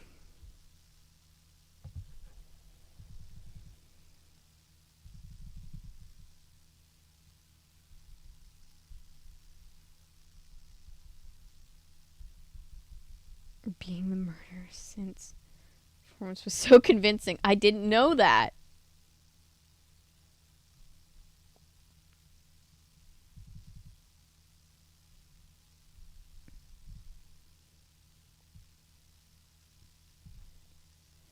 Okay. Alright. Wishbone says, Parliament is the group of people that makes the laws in England. A member of Parliament, or MP, is a very important person. Keeping us all informed. Thank you, Wishbone. My phone is going off in the next room over. I'm sorry to whoever is always texting me right when I'm on live. I promise I'm not ignoring you. Perhaps you can help us track down the killer. The maid said his name is Mr. Hyde, and he was carrying his walking stick. Mr. Utterson shuddered when he heard Mr. Hyde's name. When the walking stick was laid before him, he was even more shocked. Broken and battered as it was, he recognized the stick as one he had himself given to Henry Jekyll many years ago. Is this Mr. Hyde a small man, he asked. Particularly small and particularly wicked-looking. That's how the maid described him, the inspector said. Mr. Utterson sighed heavily. I think I can take you to his home, he said. The two men stepped into Mr. Utterson's carriage and headed towards the Soho address that Mr. Hyde had given Mr. Utterson. In the night, they met address that Mr. Hyde had given Mr. Utterson the night they had met more than a year ago. The lawyer thought the neighborhood looked like something out of a nightmare. A heavy, chocolate-covered fog hung over the city, swirling into monstrous forms in the wind. The muddy street where Mr. Hyde lived was crowded with dirty stores and shabby houses. Ragged, half-starved children huddled in the doorways, and the dim light of the street lamps cast horrifying shadows into the thick, damp air. Utterson could hardly believe that this was the home of Henry Jekyll's friend, and heir to his large fortune. A silver-haired old woman opened the door. Her face was harsh and cruel, but good manners smoothed her expression into one of forced pleasantness. Her customer service voice, if you will. Yes, this is Mr. Hyde's house, but he is not at home, she snapped in answer to Mr. Utterson's question. He came in late last night and left very soon after. Did that seem strange to you? Mr. Utterson said, or asked. Oh, no, he often comes and goes at odd hours. He's absent a lot of the time, too. Before last night, I hadn't seen him in almost 2 months. Very well, then. We wish to inspect his rooms, Mr. Utterson said. I cannot allow you. This is Inspector Newcomen of Scotland Yard, Mr. Utterson interrupted. Here we go from Wishbone. Scotland Yard was the name of the street where the London Police Department was located. In time, the term Scotland Yard became a kind of nickname for the London police. Is Mr. Hyde in trouble? The housekeeper said, looking delighted at the thought. What has he done? All I know is that you guys call, Bobby is being haha, copper! In the UK. Anyway. Is Mr. Hyde in trouble? The housekeeper said, looking delighted at the thought. What has he done? Mr. Utterson and Inspector Newcomen looked at each other. He certainly isn't a popular man, the inspector commented to the woman. To the woman, he said, please, let us have a look around. To Mr. Utterson's surprise, the house was empty, except for a few rooms which Mr. Hyde had furnished with elegance and good taste. The furniture was well made out of the most expensive woods, and there was a beautiful painting on the wall. Mr. Utterson was sure the painting was a gift from Henry Jekyll, whose eye for valuable artwork was well known. It was plain to see that Mr. Hyde had taken what he could and left in a great hurry. Clothes were scattered all over the floor, their pockets turned inside out, the desk drawers were open, and a pile of ashes in the hearth showed that some papers recently had been burned there. Inspector Newcomen, probably the papers that he stole, or not, no, never mind, he didn't steal papers. Inspector Newcomen found the other half of the walking stick behind the door. Very good, the policeman said with great satisfaction. This confirms our suspicions that Mr. Hyde committed the crime. Wow, the legal system. I know Mr. Hyde is guilty, but the legal system in the Victorian era was wild.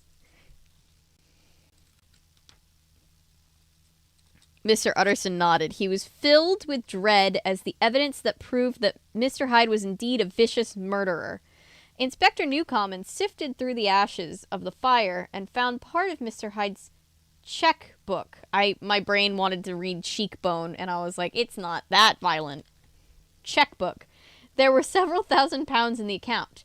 That would be more than $50,000 today. What a fortune, Wishbone says. We will catch Mr. Hyde soon. You can depend on that, the inspector said with pleasure. He must have panicked and lost his head to be stupid enough to leave the walking stick and his checkbook behind. This sort of man won't be able to get by without money. All we have to do is wait for him at the bank. In the meantime, we'll send handbills around to try and find where he's hiding. Wishbone says, a handbill is a poster with the picture of a criminal along with a description of him.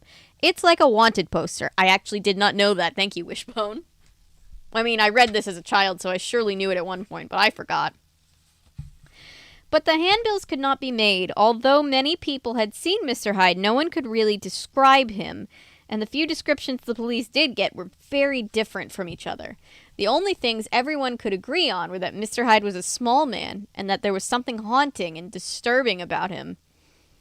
There was no photographs of him anywhere, and no one had seen him since the night of the murder. It was as if Sir Carew's killer had disappeared into thin air.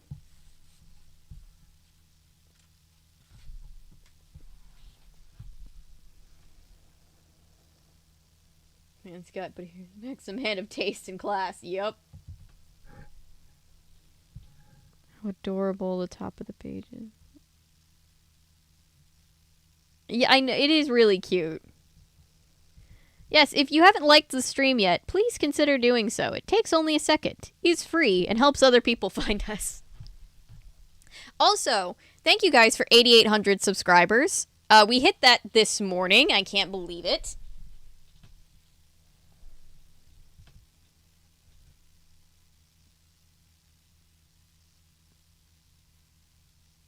Go to church. Oh, I'm sorry about that, Karasu. I'll have to cover more so we can all watch them together. Ads. Sorry about the ads. We're working it out.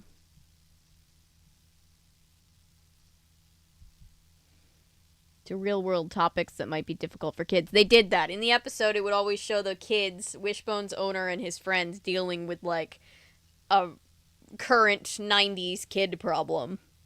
And then, like, Wishbone would be like, this reminds me of that book that I read. And then, like, there would be a comparison. It was actually very well put together. And then they would even have, like, those little segments at the end where they would, like, show behind the scenes of how they filmed the episode. It was really cool.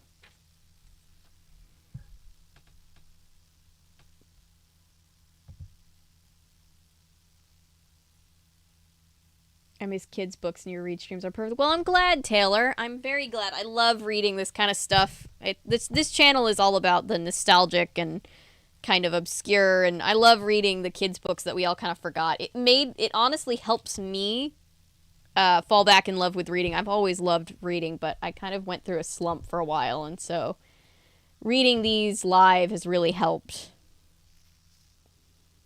Speaking of which, I should probably post that we're reading on Goodreads. Any of my Goodreads friends, feel free to friend me. I'm Avery Talks About Stuff on Goodreads. You can keep up with all the books that we've read, past and present.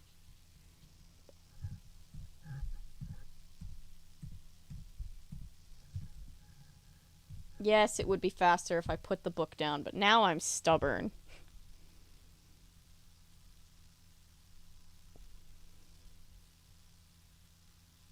There we go. Okay. Oh, hi, 20 concurrent viewers. Welcome. We appreciate every single one of you, and all of you who are watching past, or, well, some of you were watching in the past. We appreciate you, but those of you watching in the future on VOD, hi. Welcome.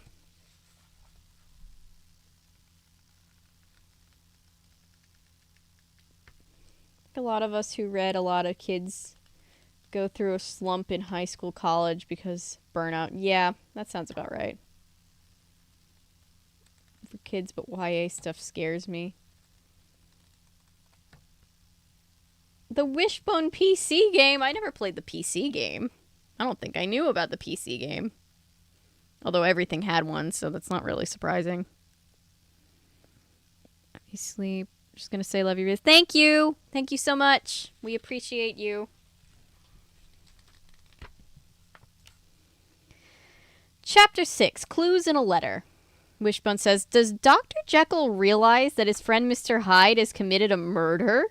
That's exactly what Mr. Utterson wants to know. Late that same day, Mr. Utterson went to Dr. Jekyll's door. The butler, Poole, let him in. Come with me, sir, he said, and led Mr. Utterson through the kitchen to the back of the house, to Dr. Jekyll's laboratory, the room hidden behind the mysterious door. Mr. Utterson had never been in this part of his friend's house before. The men's footsteps echoed strangely in the large, high-ceilinged room. There were no windows that let in the cheer of daylight. Shadows loomed in the corners and leapt out to snatch at Mr. Utterson as he moved through the vast emptiness. He looked around at the tables covered with bottles of chemicals and packets of powder, at the boxes stacked everywhere on the floor. This laboratory was shockingly different from the elegant rooms in the rest of the house. It was almost as if a different creature than the smart and stylish doctor lived here. Poole led Mr. Utterson into an office behind the laboratory. A large mirror stood in one corner, seeming out of place among the work tables. 3 dusty windows, barred with iron, looked out over the courtyard. Mr. Utterson stopped in surprise. There, sitting close to the fire as if he could not get warm enough, was Dr. Henry Jekyll. He looked deathly sick. Mr. Utterson rushed to his side, horrified at the sight of his friend. Dr. Jekyll did not stand to greet his visitor. He only held out a cold hand. Hello, Gabriel, he said in a weak voice. Have you heard the news? Mr. Utterson said as soon as Poole had left the room. The doctor shuddered. I heard the newsboys crying it in the square, he said. Wishbone. In the old days, boys sold newspapers on the street corners. They would call out the headlines to attract customers. The original clickbait, if you will. Just tell me one thing. Karu was my client, but so are you. I want to know, and I want to know where things stand. You have not been foolish enough to hide the murderer, have you? Mr. Utterson demanded. I swear to you I will never set eyes on Mr. Hyde again, Dr. Jekyll cried. I am done with him. Indeed, he does not want my help. He is quite safe. Mark my words. He will never be heard of again. The lawyer listened to his friend's words with dismay, for he did not like Dr. Jekyll's excited manner. You seem very sure of this, Mr. Utterson commented. For your sake, I hope you are right. If Mr. Hyde is brought to trial, your name could well appear. Wishbone says, Mr. Utterson is pointing out the dangers of Dr. Jekyll's reputation here. If he were mentioned as part of a murder trial, his good name would be ruined. I am sure. I know Mr. Hyde quite well, you see. The doctor said, Look, I have received a letter from him. I will give it to you, and you may do what you think is best with it. I know you will make the right decision, for I have great trust in you. I suppose you fear that this note might lead the police to Mr. Hyde, Mr. Utterson said. No, replied the doctor. I don't care what happens to Mr. Hyde. I am done with the man. Actually, I was thinking of the damage this nasty business might do to my own character.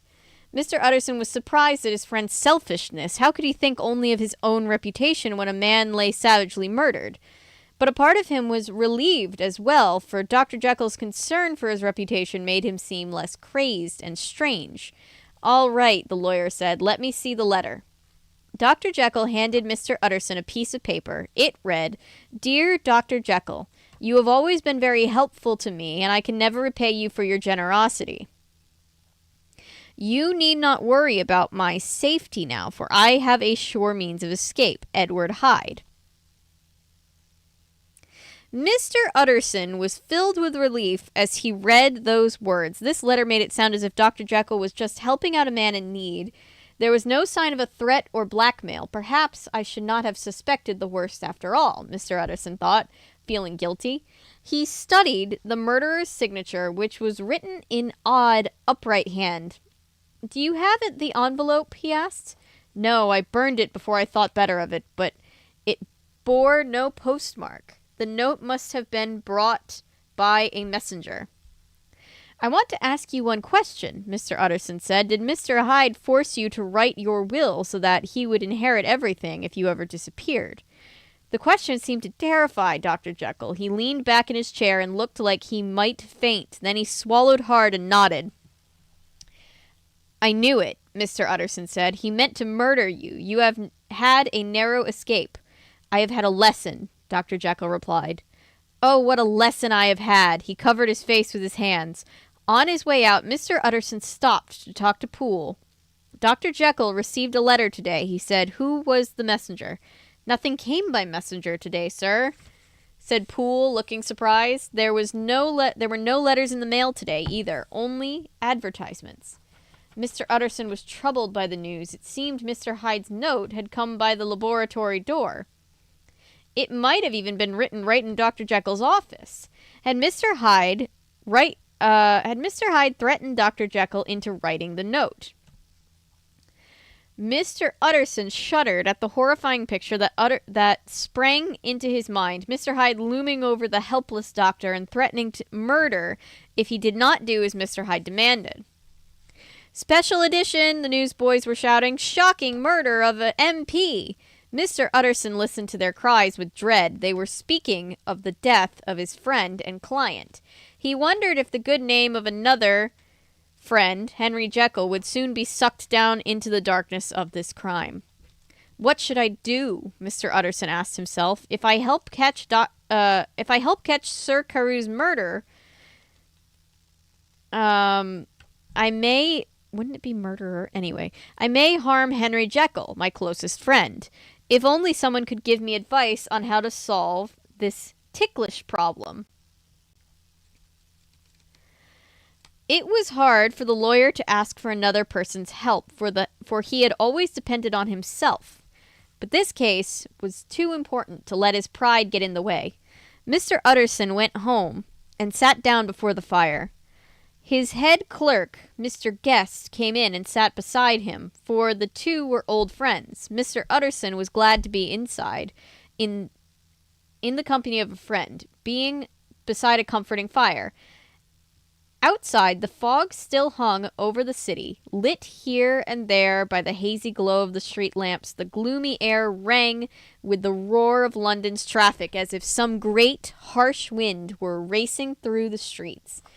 Mr. Utterson had no secrets from Mr. Guest, and his worry about Dr. Jekyll's involvement in Sir Carew's murder weighed upon him heavily. He found himself telling Mr. Guest all about his visit with Dr. Jekyll. Mr. Utterson was sure that his clerk would provide him with some comment on the insight that would help Mr. Utterson decide what to do next. This is a sad business about Sir Carew. Carew, I'm not sure how you're supposed to say it. Mr. Utterson said. Yes, it is indeed, Mr. Guest replied. It has stirred up a great deal of public feeling. The murderer, of course, was crazy. I should like to hear your views on that matter, Mr. Utterson said. I have a letter written in the murderer's hand, and I know you are a great student of handwriting. The note must be a secret between you and me, for I hardly know what to do about it. This is such an ugly business, but here it is, a murderer's autograph. What do you make of it? This chapter feels longer than the other chapters.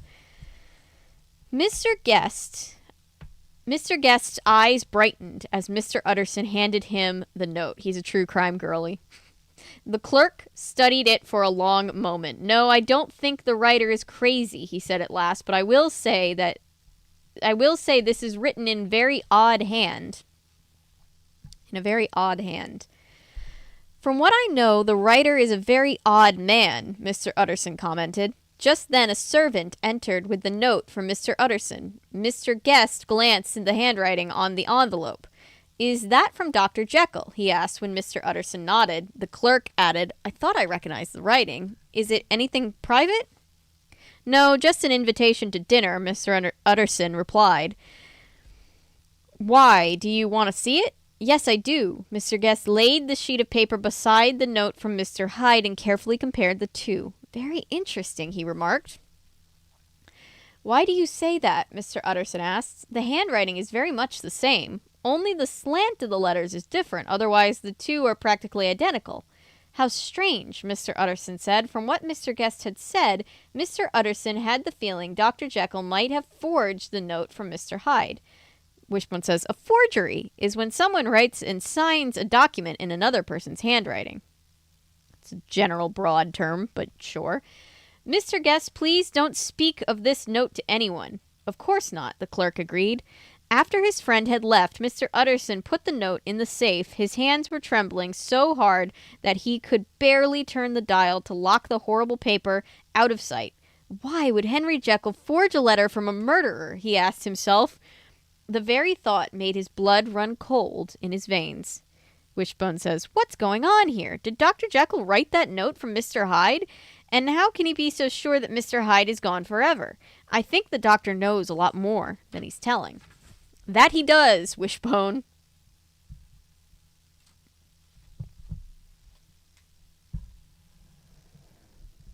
Good night, Karasu.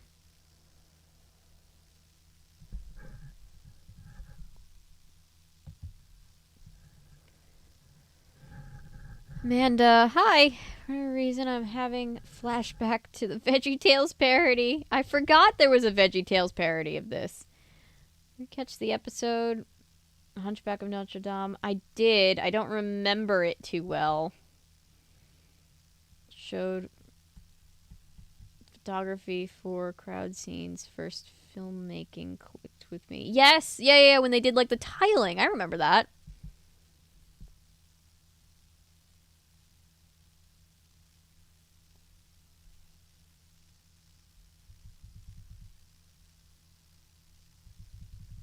Wait, what's happening? What's on CNN?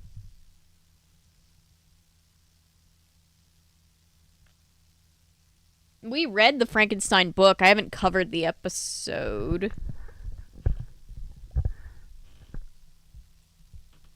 Yes, the writer's strike is officially over. The SAG strike is still continuing, so this channel is technically still on strike, but yay, thank God the writers have a fair deal. It only took 148 days to get it signed. I'm so into this story. Me too. Do something. What did I miss? We just got to the part where they realized that Dr. Jekyll's handwriting and Mr. Hyde's handwriting are the same handwriting, just a little bit scooched.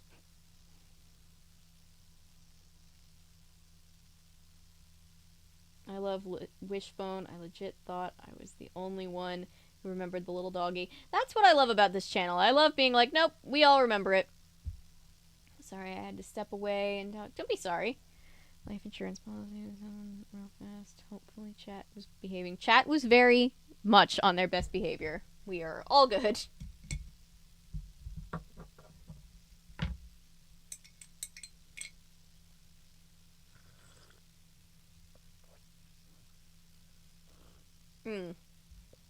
Alright. To chapter 7. I was listening to an overview of a murder case that happened close to my hometown today. I just read that they finally charged someone 8 years after. That's such a cathartic moment when cold cases finally have an arrest made. It's just it's got to be a storm of emotions for the victim's family, but it's so good to see them finally like on the road to getting justice.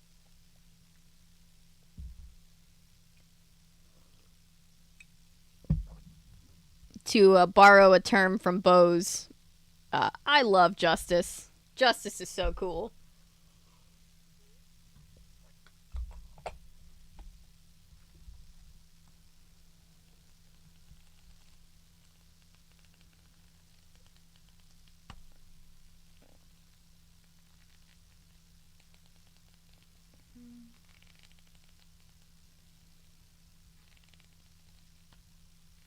No, Taylor. I trust y'all 99% of the time, but that 1% of the time, y'all managed to redefine chaos. Crystal Rogers, everyone said.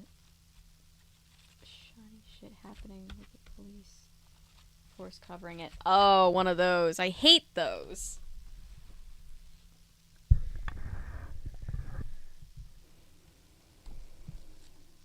So it was like an ACAB situation? That sucks. I dogged Sleepy Hollow episode, but he didn't seem interested at all. It just sounds like a really good book, but the writing style is too old-fashioned for me to read normally. I have many copies of Pride and Prejudice. I could always read Pride and Prejudice on stream, if that's something people were interested in.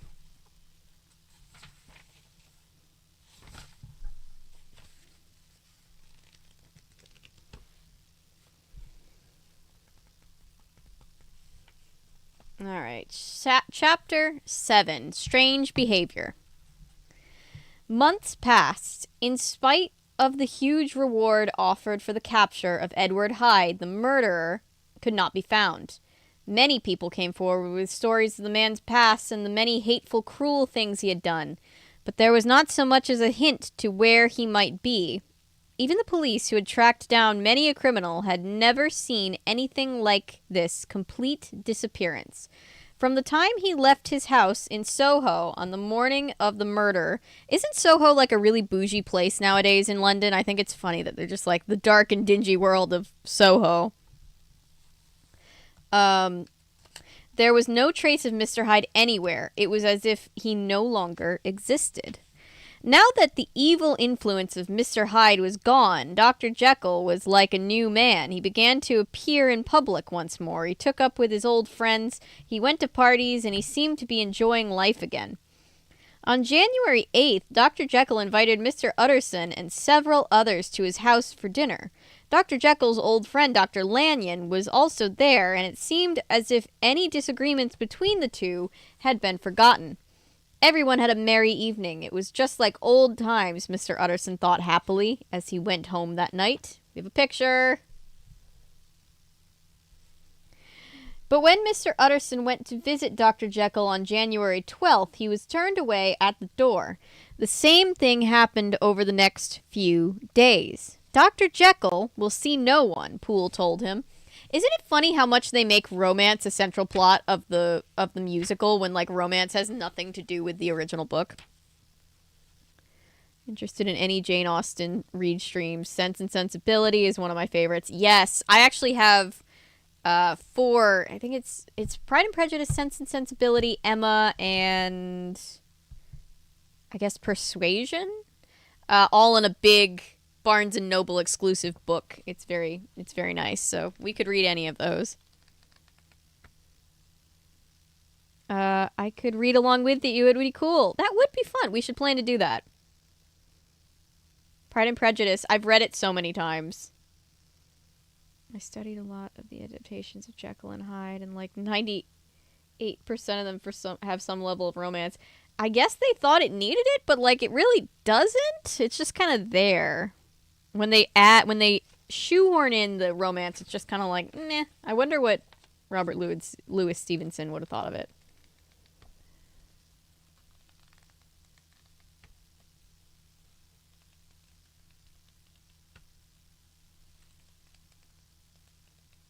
Yes, and now the song is going to be in my head, Patrick. I do also have Bridget Jones' Diary. Yes. Oh, we have enough books. There are enough books for us to read for eternity on this channel, let's be real. But Pride and Prejudice or some other Jane Austen something would definitely be fun. Alright. Let's see. See no one. Okay. Mr. Utterson was very worried. For the past few months, Dr. Jekyll had been out and about enjoying the presence of his friends, he said to himself. Now he has shut himself up alone again. I do not like this at all. I do not like green eggs and ham. I do not like them, Sam, I am. Along with his worry about Dr. Jekyll's sudden change of mood, Mr. Utterson missed his friend's company. He had enjoyed Dr. Jekyll's company almost every day for the past 2 months. Now, as the days passed without any word from the doctor, Mr. Utterson felt lonelier than ever. The lawyer decided to visit his old friend, Dr. Lanyon. Perhaps he had some idea of what had happened to Dr. Jekyll. When Mr. Utterson walked into Dr. Lanyon's house, he received a terrible shock. Dr. Lanyon, once so hearty and healthy, now looked desperately sick. At the moment he set eyes on the doctor, Mr. Utterson was sure his friend was going to die soon. Dr. Lanyon was pale and terribly thin, as if the flesh had melted away from his bones. What a visceral way to describe that. Much of his hair had fallen out as well. Even worse, there was a terrified look in his eyes, as if he had seen something too horrible to bear. My dear friend, you look quite ill, Mr. Utterson said. I have had a shock, and I shall never recover, Dr. Lanyon told him. I know I only have a few weeks left. Life has been pleasant, and I liked it very much. But if a person knows too much, life is not so wonderful. Yet I am a doomed man. What a... Just a very cheerful... Life has been pleasant, and I liked it very much. I don't know why that always is funny to me. Dr. Jekyll is ill too, Mr. Utterson said. Have you seen him? At the mention of Dr. Jekyll's name, Dr. Lanyon held up a hand that shook violently. I wish to see or hear no more of Dr. Jekyll. He said in an unsteady voice. I am done with that person, and I beg you to not mention his name to me again. As far as I am concerned, Dr. Jekyll is dead. The cancellation of Dr. Jekyll. Now, Mr. Utterson tried to calm his friend, although he disapproved of Dr. Lanyon's lack of sympathy for Dr. Jekyll's illness. Just last week, the three of us dined together and had a very good time. Can't I do anything to mend this friendship? He asked quietly. We three have been friends for too long to have it end like this. Nothing can be done, Dr. Lanyon insisted. Ask Dr. Jekyll himself. He will not see me, the lawyer admitted. I am not surprised. Someday after I am dead, you may come to learn the right and wrong of what has happened, but I cannot tell you now, Dr. Lanyon said. In the meantime, if you can sit and talk with me of other things, I would like that very much. But if you cannot help talking about that cursed Dr. Jekyll, I must ask you to leave, for I cannot bear to think about him. Very well, Mr. Utterson agreed reluctantly. He stayed a little while longer at Dr. Lanyon's side, talking of this and that, but the lawyer barely knew what he was saying. It was hard to concentrate when his mind was filled with worry over Dr. Lanyon's terrible and mysterious illness, and he still was no closer to understanding what was wrong with Dr. Jekyll, or what had caused the terrible fight between him and Dr. Lanyon. By the time Mr. Utterson walked home that night, he was more... Wait. I almost read that as none. That's not the word. He was more troubled than ever. Events seemed to be going from bad to worse, and he had no idea how to make things right again. Wishbone says, Dr. Lanyon... Wishbone is completely just in the tunnel in this picture. It's just a tunnel. There's no Wishbone.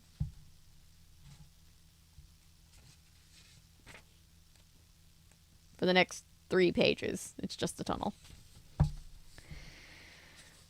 Wishbone says, what has happened to make Dr. Lanyon so sick, and why is he so angry at Dr. Jekyll? This mystery is getting more and more perplexing.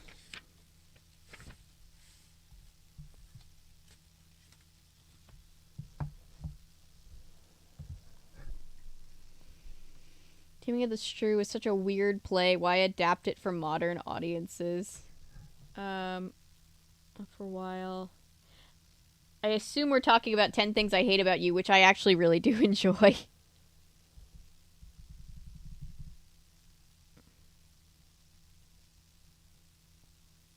Drama, so I guess romance was used for the drama factor. Yeah, okay, I see that.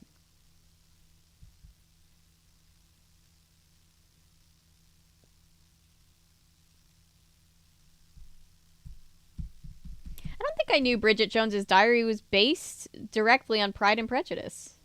Learned something new.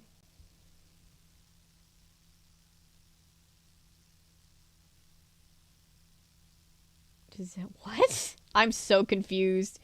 Why is there an ad on my phone of the guys on U.S. money being turned into zaddies? Huh? I did not need to see George Washington do kissy face. I hope I never see that.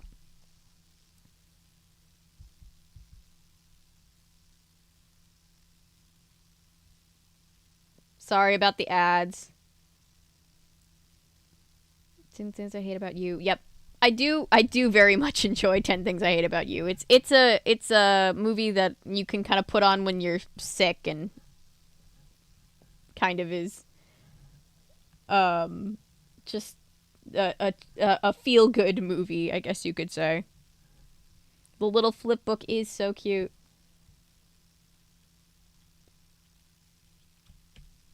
Help. Is that in reference to the commercial? I'm so sorry.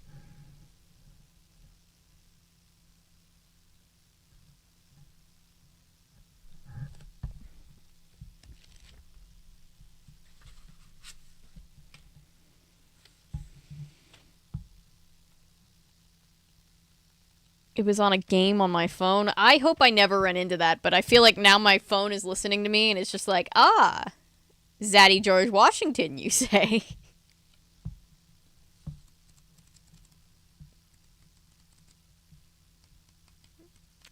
I don't know what Jane Austen would think of modern adaptations of her works. She would probably be most horrified by Pride and Prejudice and zombies.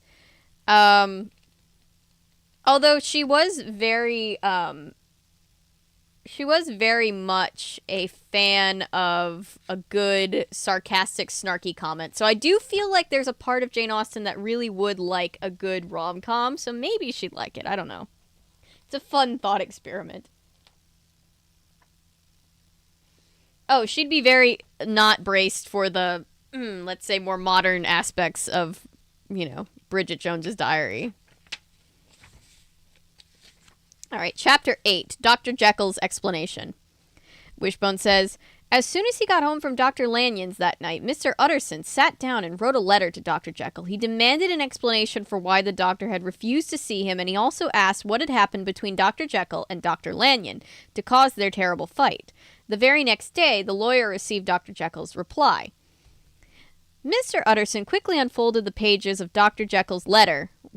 What he read there did not ease his mind one bit. Dr. Jekyll wrote, the quarrel with Lanyon cannot be cured. I do not blame our old friend, but I share his view that we must never meet again. From now on, I will live a life of seclusion. And then Wishbone says, to be secluded means to live alone. Dr. Jekyll is going to live apart from other people. Do not be surprised or unhappy if my door is often closed to you. It is nothing you have done to make me act this way. Believe me when I say that I still value you as a trusted friend, but I must go my own dark way. Sorry. I have brought on myself a punishment and a danger that I cannot name. The only way you can help me is to respect my silence and leave me to myself. There was more to the letter, but Dr. Utterson could not understand it. Dr. Jekyll's words were strange and mysterious, and Mr. Utterson could get no sense out of them. Poor dude. One of his besties is dying, the other one won't talk to him. And that's the one he has a crush on, so it's like a double whammy, you know. Could get no sense out of them. Strange and mysterious. Okay. But one thing was clear. His friend was in a very sad frame of mind. Mr. Utterson was amazed. Mr. Utterson was amazed at the change in him. For the past few months, the dark influence of Mr. Hyde had disappeared, and Dr. Jekyll had been as cheerful and happy as Mr. Utterson had ever seen him. Now it seemed as everything good in the doctor's life, peace of mind, friendship, joy, had been swept away. Mr. Utterson could only think of one thing that could cause so great a change in such a short time. Dr. Jekyll must be losing his mind. Wishbone says, the following week, Dr. Lanyon became so ill that he took to his bed. Less than 2 weeks later, he was dead. Rest in peace, Dr. Lanyon. Dr. Lanyon's funeral was a sad affair. As Mr. Utterson stood beside the grave in the rain, he wondered what had happened to cause Dr. Lanyon's sudden death. He could not help but think that Dr. Lanyon's last conversation with Dr. Jekyll had something to do with Lanyon's illness. But what on earth could Dr. Jekyll have told him that was terrible enough to kill him?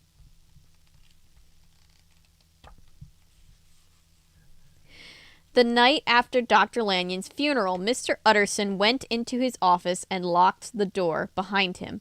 He lit a candle and took from his pocket an envelope addressed to him in Dr. Lanyon's handwriting. Setting it down on the desk, he stared at it for a long moment. Was in the episode, was Wishbone, was he Mr. Utterson? That would make sense if he was like the guy trying to solve the crime and not like the guy that's murdering people.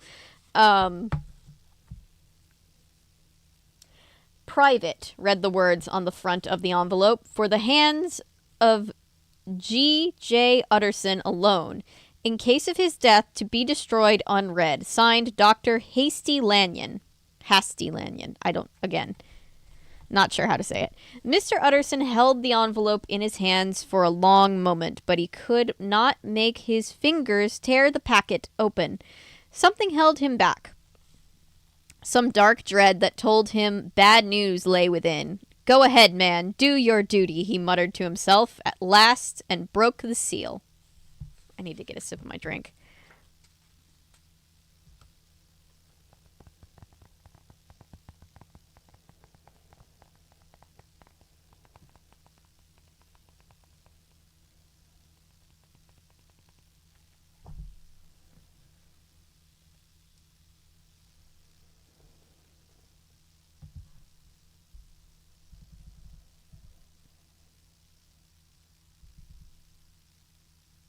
Only get ads for games I already have on my phone.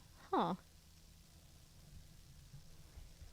Film to adapt Jane Austen's Pride and Prejudice. Certainly the first Austen adaptation. Very gay summer vacation setting. Interesting.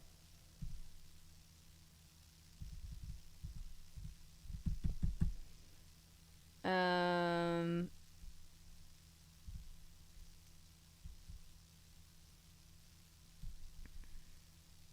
all of Jane Austen's work is great. Pride and Prejudice is my personal favorite.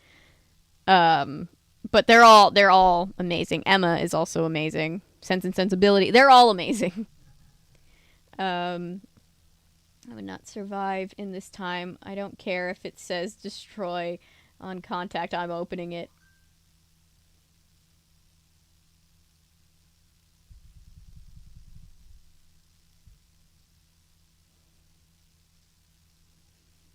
Now if that was playing break room.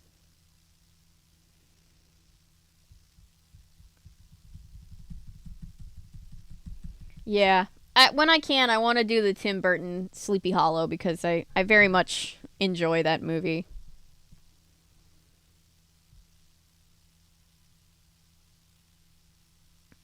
Yeah, the 90s Pride and Prejudice with Colin Firth as Darcy is one of the most famous ones. It's like that one, and then the 2005 one with Keira Knightley as Lizzie. Those are like the two big ones.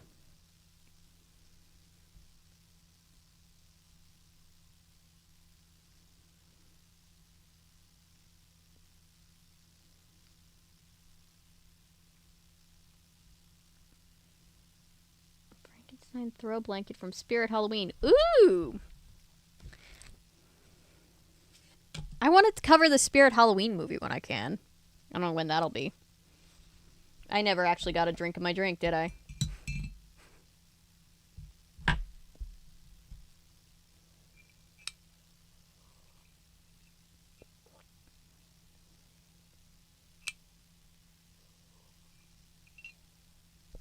Alright, there we go. Okay. Inside was another sealed envelope. And then we put that box in a bigger box, and then we smash it with a hammer. On this, Dr. Lanyon had written not to be opened until the death or disappearance of Dr. Henry Jekyll.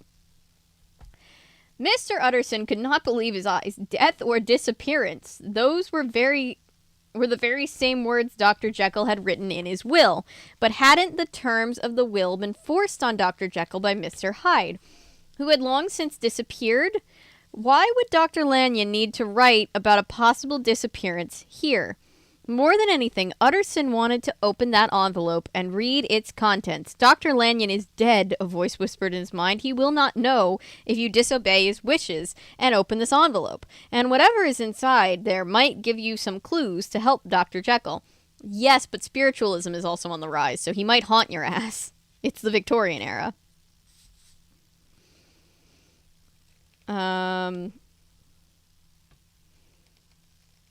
No, you must not open the envelope, another voice whispered back. Dr. Lanyon himself wrote that this was not to be opened until Dr. Jekyll is gone.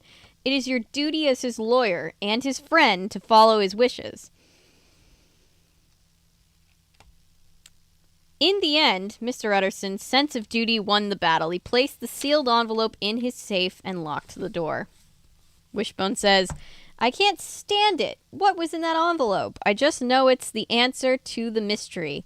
Mr. Utterson may have locked Dr. Lanyon's letter inside his safe, but he can't stop thinking about what it might contain. Now he's more sure than ever that Dr. Jekyll is mixed up in something terrible.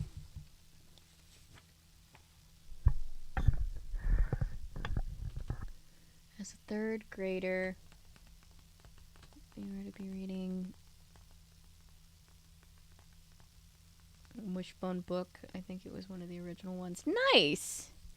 Do you remember what story it was?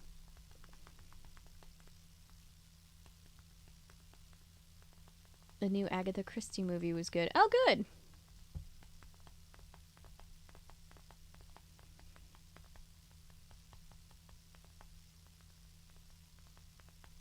A Mickey Halloween beanie. Woo!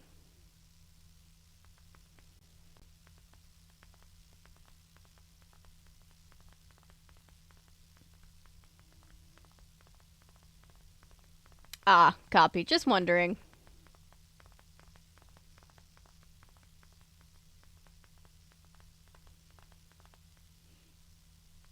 Goodwill, and I wondered what the point was. They're all to just help. If it's one of these, the Wishbone Classics, it's an abridged version for kids with Wishbone kind of there as like a little fictional buddy there to kind of help them understand and not be so like scared of things. So like it helped me as a kid with classics because I felt like there was this little Jack Russell Terrier going through everything with me.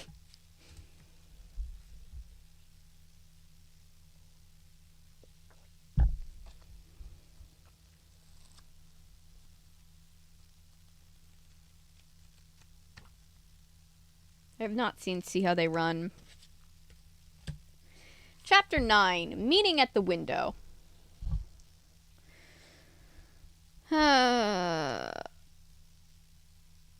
Miss Marvel series from the BBC in the 90s. Oh, I loved that series. I haven't seen all of it,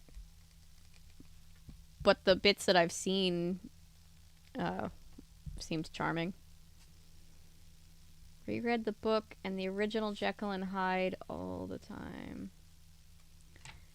That's cool. How does it hold up as far as just like, obviously this is an abridged version, but like, how does it compare? Because they try to really keep the integrity of the book the same. Hey guys, just a reminder, we have young folks watching, so just keep that in mind. Hello young ones.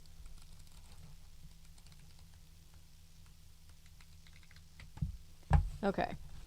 Chapter 9, Meeting at the Window. Over the next few weeks, Mr. Utterson tried to visit Dr. Jekyll many times. Each time he was turned away by the doctor's butler, Poole. "I'm sorry, sir," Poole told him one day. "I cannot give you any good news about the doctor. He spends almost all his time in his office, in the laboratory now. Sometimes he even sleeps there. I don't know what he does in there all day. He hardly ever speaks to anyone. I think he has something terrible on his mind." In time, Mr. Utterson became discouraged and visited less and less. To be honest, he was a bit relieved at not being able to see his friend, for he was worried about what he might find. It was much more pleasant to stand on the doorstep speaking with Poole, surrounded by the fresh air and sounds of the city, rather than be trapped within the lonely walls with a recluse. Wishbone says, "A recluse is someone who can't stand to be around other people. Sadly, that's just what Dr. Jekyll has become." All the introverts are just like, hey!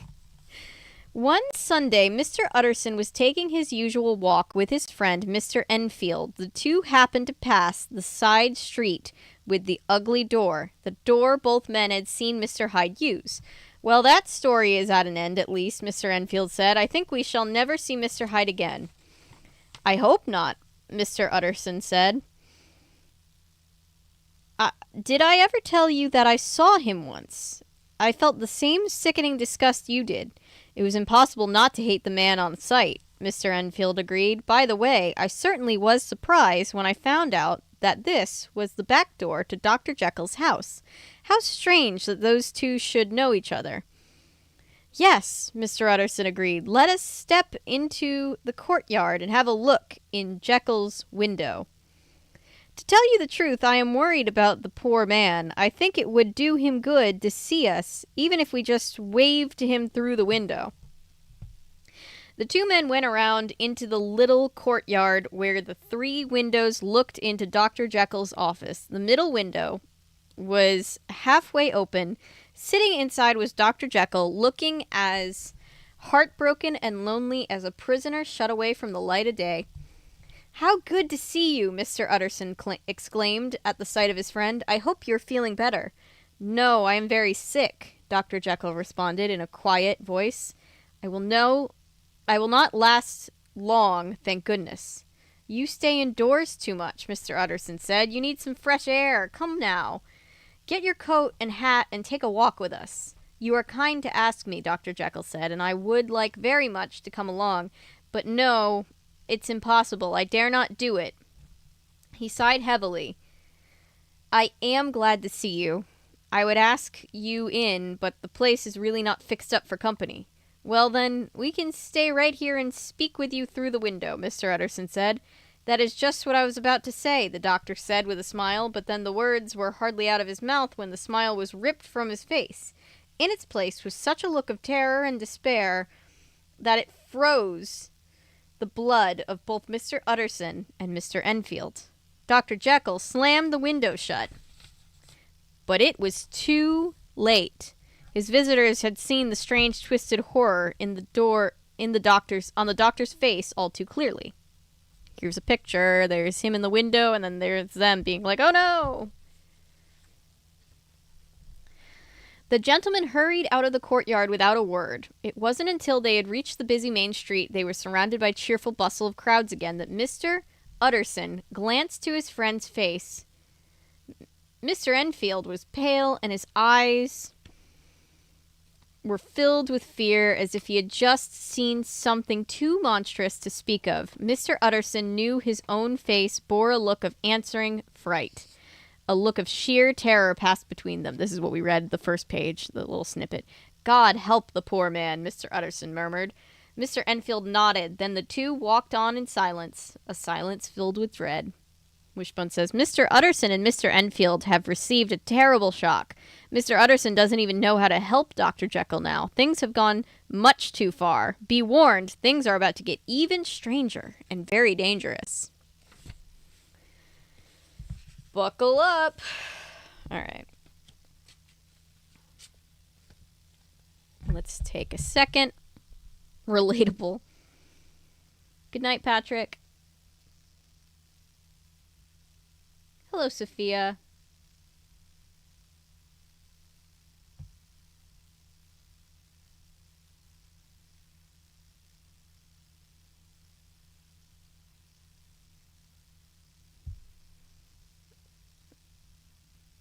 I never watched.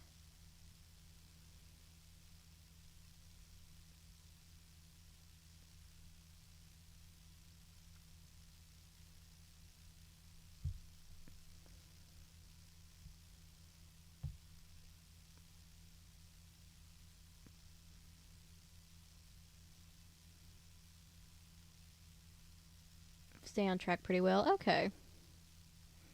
The integrity is preserved pretty well. Okay.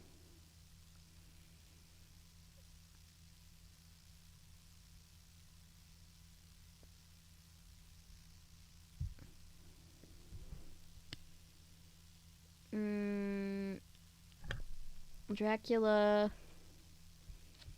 These are more adaptations of the plays produced in the late 20s than the actual novels. Yeah, they're quite different.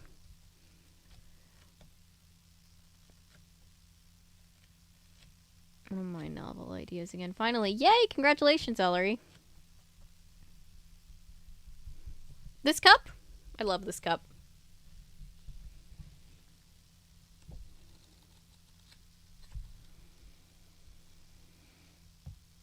I thought I'm making sure I didn't miss anything.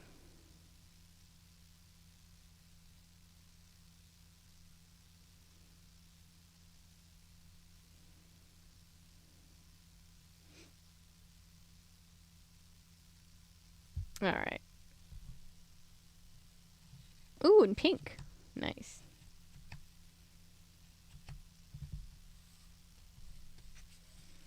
It is 10:24 p.m. in my time zone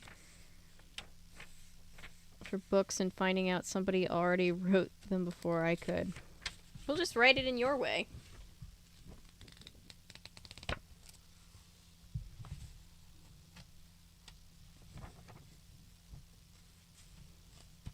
Chapter 10, Foul Play. It's 10:24 p.m. Do you know where your children are?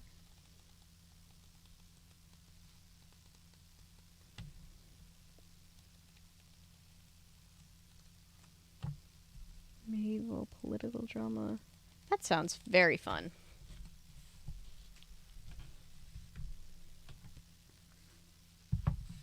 I think what I'm going to do in future cases for reading streams, at least, what I think I'll do is I'll just do the insert ad and play the ad here and there so that it's not cutting us off while I'm reading. I'm thinking it through. I'm realizing that that's probably the best practice. Retelling of The Little Mermaid, where there's a human that wants to be married. Aw, that sounds cool. Chapter 10, Foul Play. Mr. Utterson was sitting by his fireside one evening when he was surprised to receive a visit from Poole. "Bless me, Poole, what brings you here?" the lawyer asked. Dr. Jekyll's butler had never come to his house before. Then the lawyer took another look at Poole's face and saw that the man was very upset. "What is the matter?" Mr. Utterson said. "Is the doctor ill?" "Mr. Utterson," said the butler, "there is something wrong." "Have a seat," Mr. Utterson urged. "Let me pour you a drink. Now take your time and tell me what's going on." "You know the doctor's ways and how he has shut himself away from the world," Poole began. "Well, he's shut up in the office in his laboratory again, and I don't like it." The butler took a deep breath. Everybody take a deep breath with us. "I am afraid." "Now, my good man, tell me more exactly. What are you afraid of?" Mr. Utterson asked. "I've been afraid for about a week," Poole said. "Valid. Can relate. I can bear it no longer." The man certainly seemed afraid. He was jumpy and nervous. He could not look Mr. Utterson in the face. Even now he sat with his drink untasted beside him, his eyes staring into a corner of the floor. "I can bear it no longer," he repeated. "Come now, Poole, I can see you have good reason to be afraid," the lawyer said patiently. "Something terrible must have happened. Try to tell me what it is." "I think there has been foul play." "Foul play," Mr. Utterson repeated. He was beginning to feel afraid himself. "What do you mean?" "I dare not say," Poole said, "but will you come with me and see for yourself?" Mr. Utterson's answer was to snatch up his hat and coat. Poole's face lit up with relief and thankfulness when he realized Mr. Utterson was going to help him. The two men hurried out into the street. Mr. Utterson, that ride or die, our guy. Sorry, I hit the microphone. It was a wild, cold March night. A strong wind whistled down the streets, making talking difficult and bringing color to the men's cheeks. The moon lay on its back as if the wind had blown it over. Mr. Utterson had never seen the streets so empty. He wished some people were out and about. In fact, never in his life had he felt the need to see and touch others and find comfort in their presence. His mind was filled with a sense of coming doom. The streets of the square where Dr. Jekyll lived were filled with wind and dust. The thin tires in the garden were lashing... trees. The thin trees in the garden were lashing themselves along the railing. Poole, who had been walking a few steps ahead of the lawyer, stopped suddenly in the middle of the sidewalk. In spite of the bitter cold, he took off his hat and wiped the sweat from his forehead with a handkerchief. His face was white as a ghost's, and when he spoke, his voice was harsh and broken. "Well, sir," the butler said, "here we are. God grant that there is nothing wrong." "Amen," Mr. Utterson agreed. Poole knocked nervously on the door of his master's house, and the door was opened a tiny crack. "Is that you, Poole?" one of the servants whispered. "It's all right," Poole answered. "Open the door." They entered the hall. The fire was burning brightly, and all of the servants were huddled before it like a flock of sheep. At the sight of Mr. Utterson, one of the maids burst into tears. The cook cried out, "Thank God, Mr. Utterson is here," and ran forward as if she were about to fling her arms around him. "What is going on here?" Mr. Utterson Utterson asked. Let me try that again. What is going on here? Mr. Utterson asked sharply. Why are you neglecting your work? Your master would be far from pleased at your behavior. Utterson, don't be a douche. They are all afraid, sir, Poole explained. Indeed, the servants were all staring at the inner door with dreadful expectations, as if they were sure some horrible monster would leap out and destroy them all. Poole picked up a candle and motioned Mr. Utterson to follow him to the back of the house. The two men walked through the kitchen and down the hall towards Dr. Jekyll's laboratory.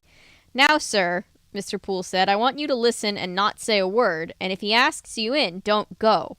Mr. Utterson, jerked with fright at the butler's strange words, stumbled and almost fell. For a moment, he could not bring himself to go on. Then he gathered up his courage, took a deep breath, and followed Poole through the laboratory to the office door. Poole knocked with an uncertain hand. Mr. Utterson is here and would like to see you, Dr. Jekyll, he called. As he spoke, he motioned with his hands for Mr. Utterson to listen carefully. A voice spoke within the office. Tell him I cannot see anyone, it whined. Tell him I can't see anyone. Thank you, sir. I'm thinking of like that whiny, bitchy Steven Crowder voice. That doesn't work either.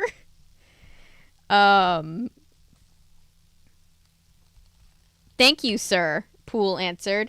He led Mr. Utterson back to the kitchen. Then he stopped and looked the lawyer straight in the eyes. Mr. Utterson, was that my master's voice? He asked.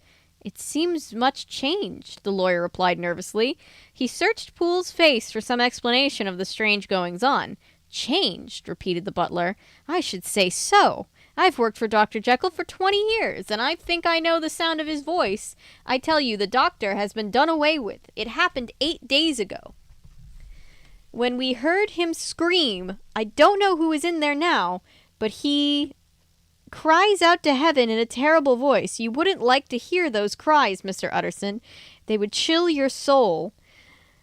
That is a very strange tale, Mr. Utterson said, chewing nervously on his finger. But suppose you're right. Suppose Dr. Jekyll was murdered. Why would the murderer stay here? It doesn't make any sense. You are a hard man to satisfy, but I will do it, Poole told him. I think he stays because he needs something. All last week, whoever is in the office has been crying night and day for some sort of medicine. He's written instructions on scraps of paper and thrown them out in the hall.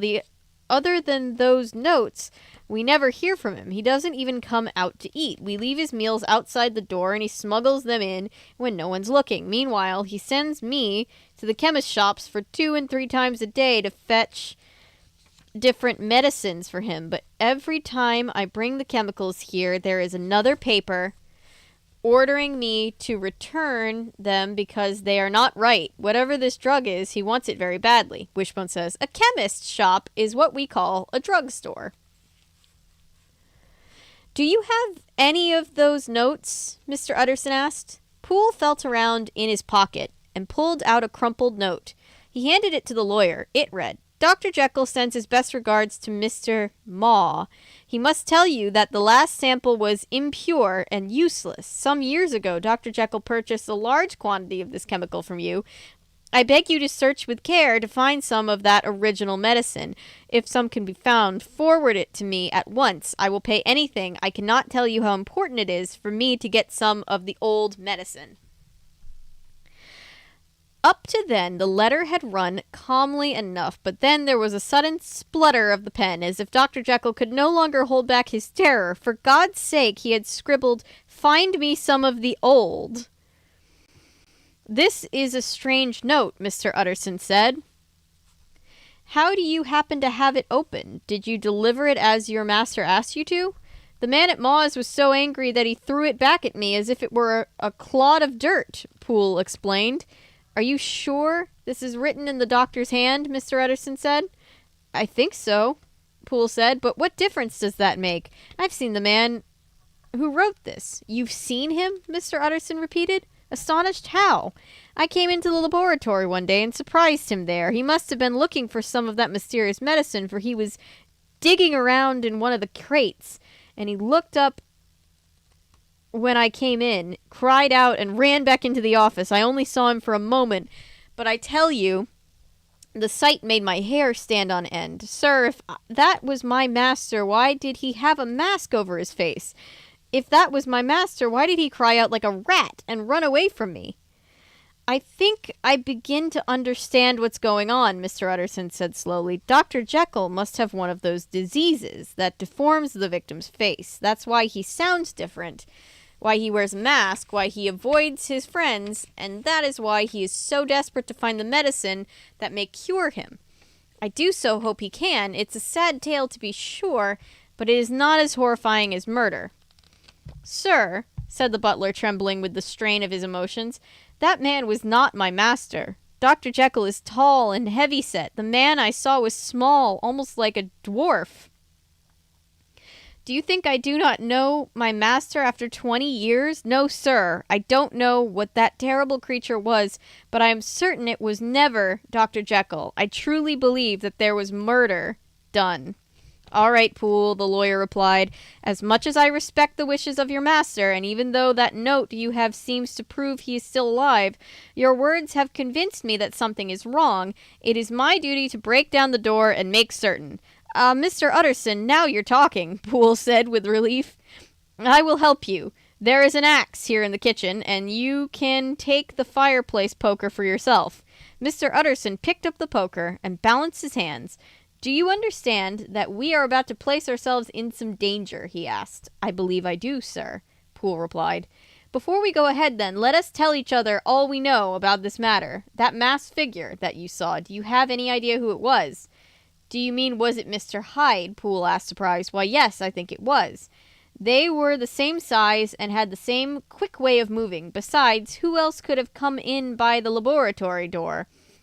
You have not forgotten that Mr. Hyde still has a key. He paused. That's not all. Have you ever met Mr. Hyde? Yes, I spoke to him once, Mr. Utterson replied.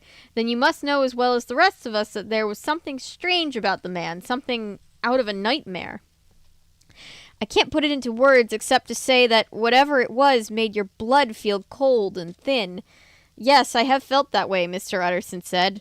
Well, when that masked thing jumped out of the laboratory like a monkey and ran into the office, terror went down my spine like ice. Oh, I know it's not strong enough evidence to hold up in court, but a man knows his feelings. I swear to you, that man was Mr. Hyde.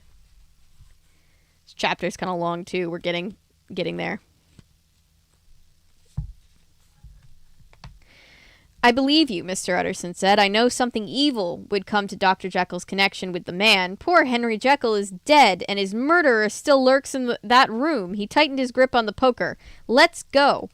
A cloud passed over the moon, and the room was suddenly quite dark. As the two men walked through the laboratory, the eerie silence was broken by the sound of footsteps walking back and forth across the office floor. So he walks all day, Poole whispered, and sometimes at night, all night, too. It's an uneasy conscience that keeps a man from his rest and drives him to pace back and forth day and night. Tell me, Mr. Utterson, does that sound like my master's foot? Mr. Utterson listened to the steps going up and down in the quiet of the night. The steps fell lightly and oddly. They were very different from the heavy tread of Henry Jekyll. Mr. Utterson shook his head. No, it does not, he said. Do you ever hear any other sounds from within the room? Poole nodded. Once, he said slowly, I heard it weeping. Weeping, Mr. Utterson repeated, feeling sudden chill of horror. Are you sure? Yes, weeping like a lost soul, said the butler. I walked away with that sound weighing on my heart, and I felt like weeping myself. Mr. Utterson did not reply. It was time to act. Poole set down the candle, and the two men stepped up to the office door. Jekyll, Mr. Utterson shouted, I demand to see you. He paused, but there was no answer. I give you fair warning. We suspect foul play. I must see you. If you will not let us in, we will force our way. Utterson, a voice cried from behind the door. I beg you, have mercy. That's not Jekyll's voice, cried Mr. Utterson in horror. It's Hyde's. Break down the door. Wishbone says, the moment of truth is at hand. What will Mr. Utterson and Poole find on the other side of that door?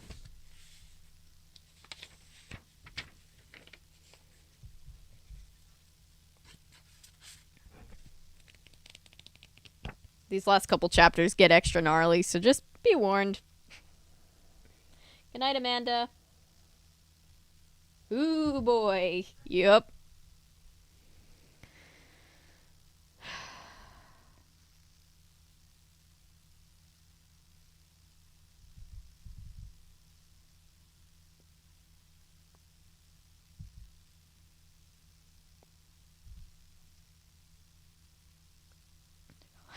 The Jekyll Hyde song is just perpetually in my head all night tonight. Having fun isn't hard if you've got a library card. We get past it in the Wishbone part. If it's even in it. On the OG.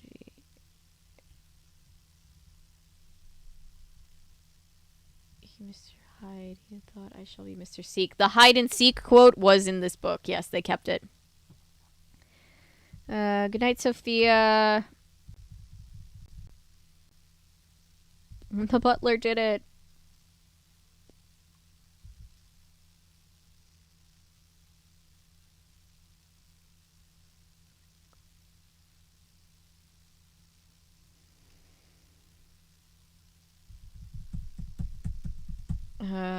Just some mention of colonization. Boo, we hate colonization. I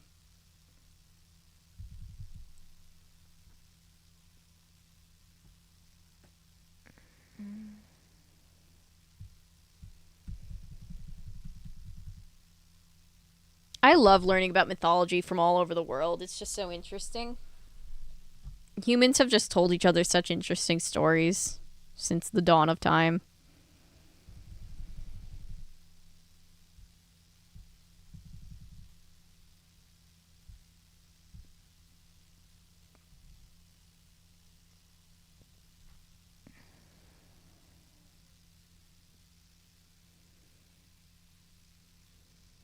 With Lumiere yelling. That's funny, Bopper.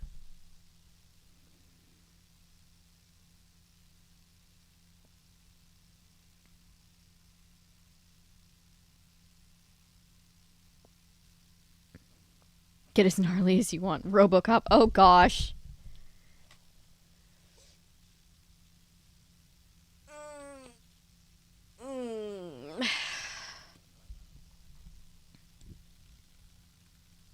Alright, we're getting there. Chapter 11. Death in the Laboratory. Wait, let me get my drink first, and then we'll do Death in the Laboratory.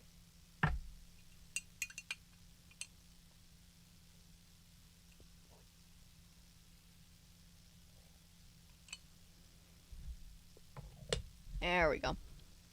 Okay. Alright, here's a pic. Whoop. Slid. Did you see that? Uh-oh. Whoop. Did you see the camera just broke for a second?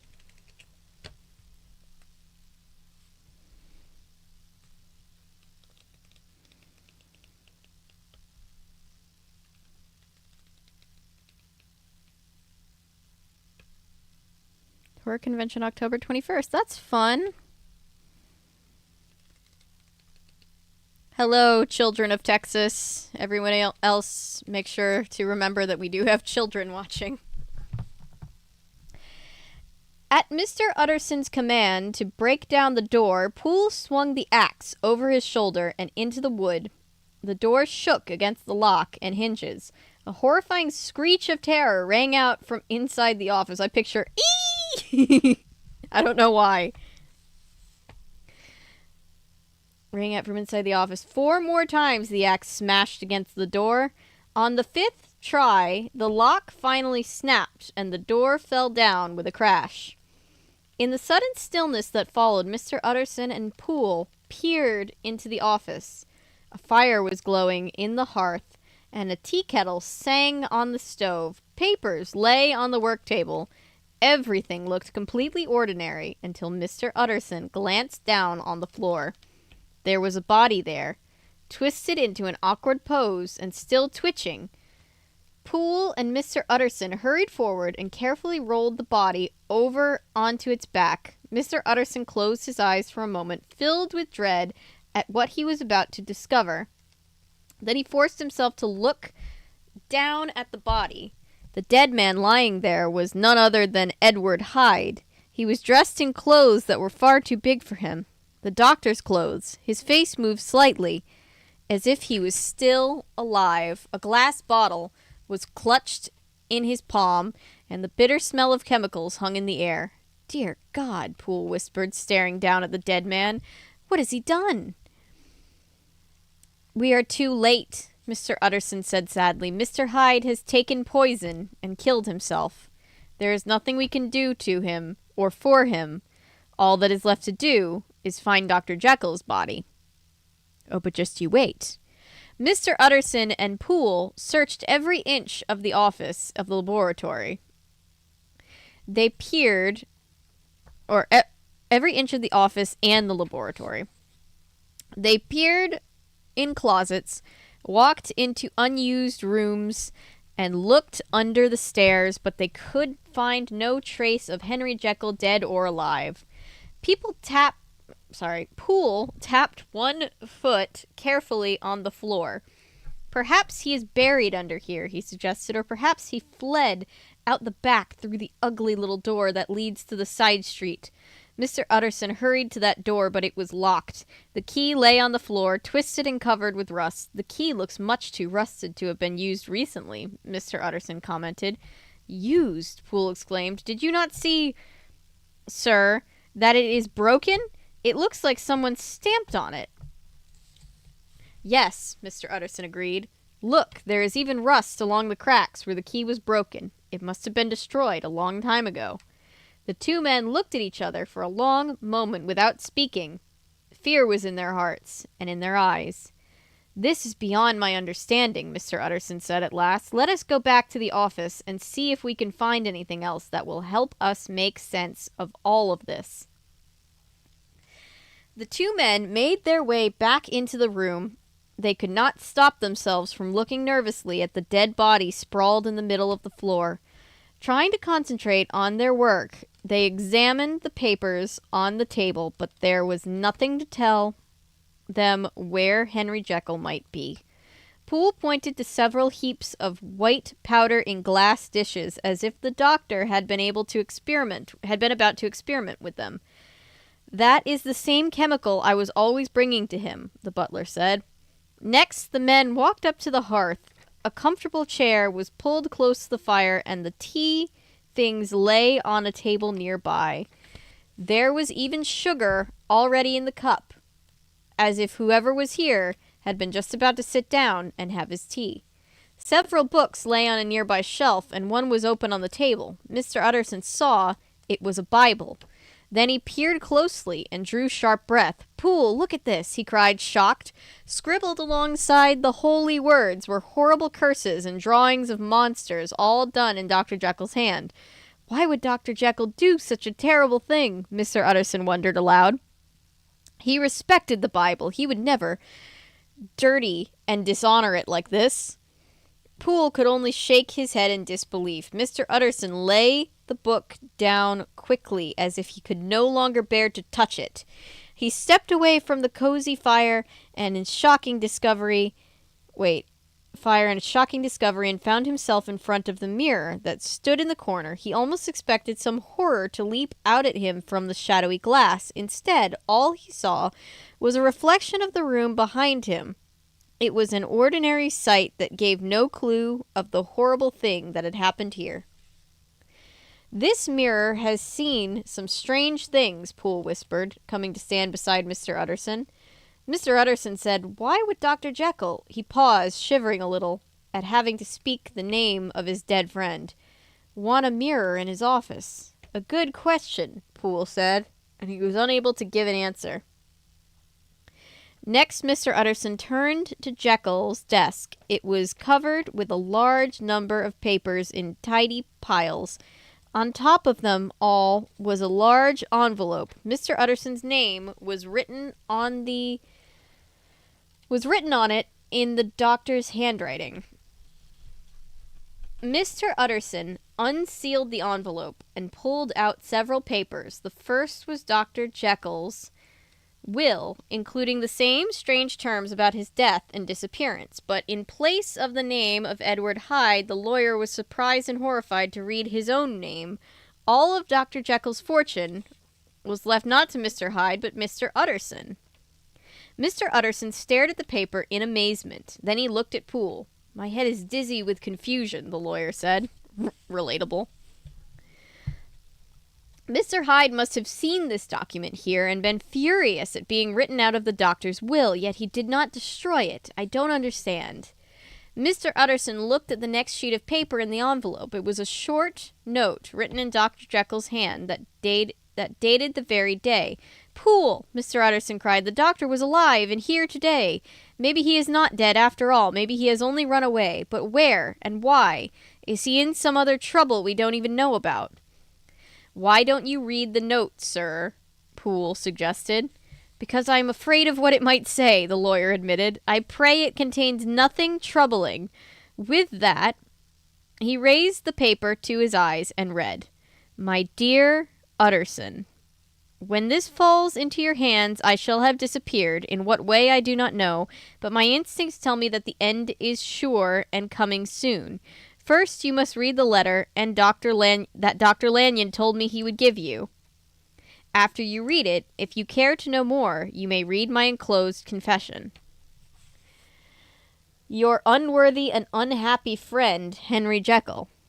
"Was there another enclosure in the package?" Mr. Utterson asked. "Yes, sir," Poole said, handing him the last of the documents in the envelope. "A fat packet well sealed." The lawyer slipped the envelope in his pocket and looked at his watch. "Do not mention this packet to anyone. If your master has fled or died, we may at least be able to save his reputation. It is now 10 o'clock. I will go home and read Dr. Lanyon's letter and this document in private. I shall return here before midnight, and then we shall send for the police."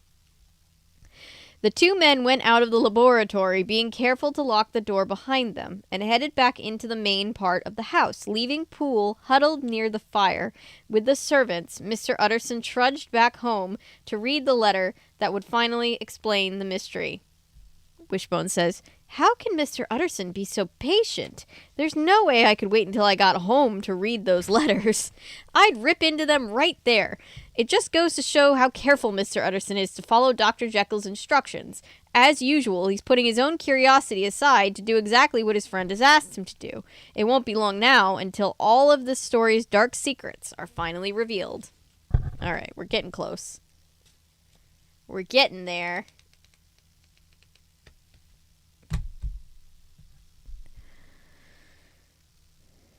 Dr. Jekyll, Mr. Hyde, must be a duplex. Love it. I love it so much. That's a quote from the Page Master, in case anybody was wondering.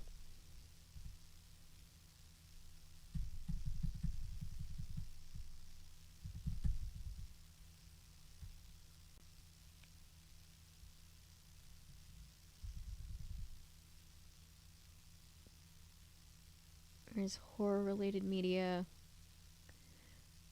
We have "Are You Afraid of the Dark" written there. Nice. Just the title. Yes, goosebumps. Hyde would have both...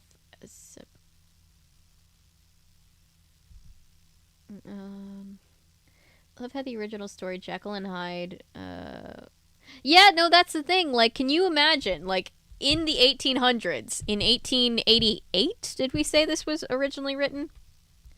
I'm just picturing people reading it, getting to the end and being like, "No," and then being like, "Girl," and just like going to their friend and being like, "You have to read this."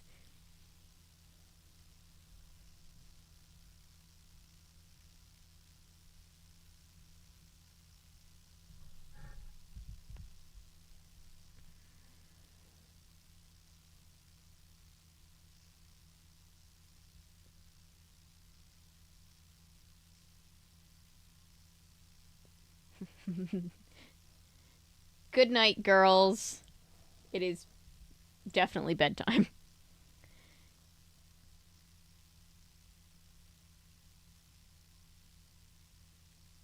1886. Thank you, bird enthusiast.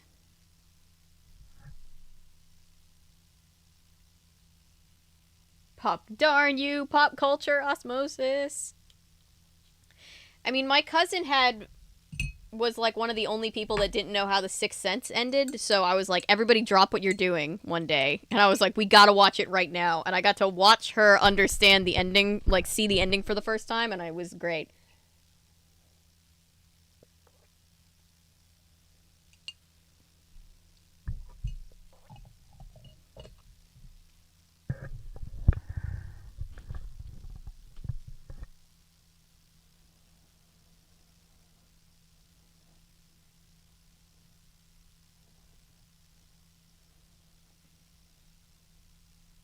Yes. Sixth Sense is I see dead people. You have to wonder if the reason they kept the process of the experiments vague in the novels was because there wasn't enough technology at the time to make a sensible explanation. That's true.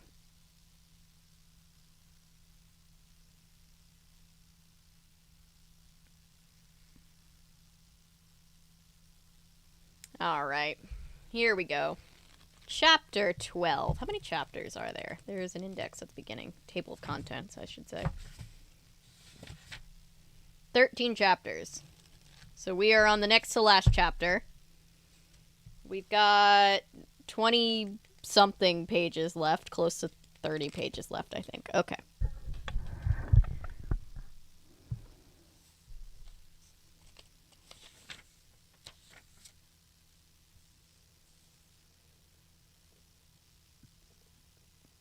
When vampires are brought up, but not a lot of people have read it. Yeah.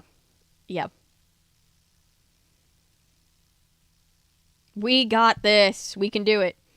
See, my aunt tried to do that with me for The Sixth Sense.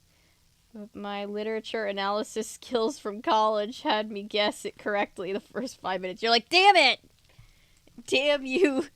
Damn you, college degree.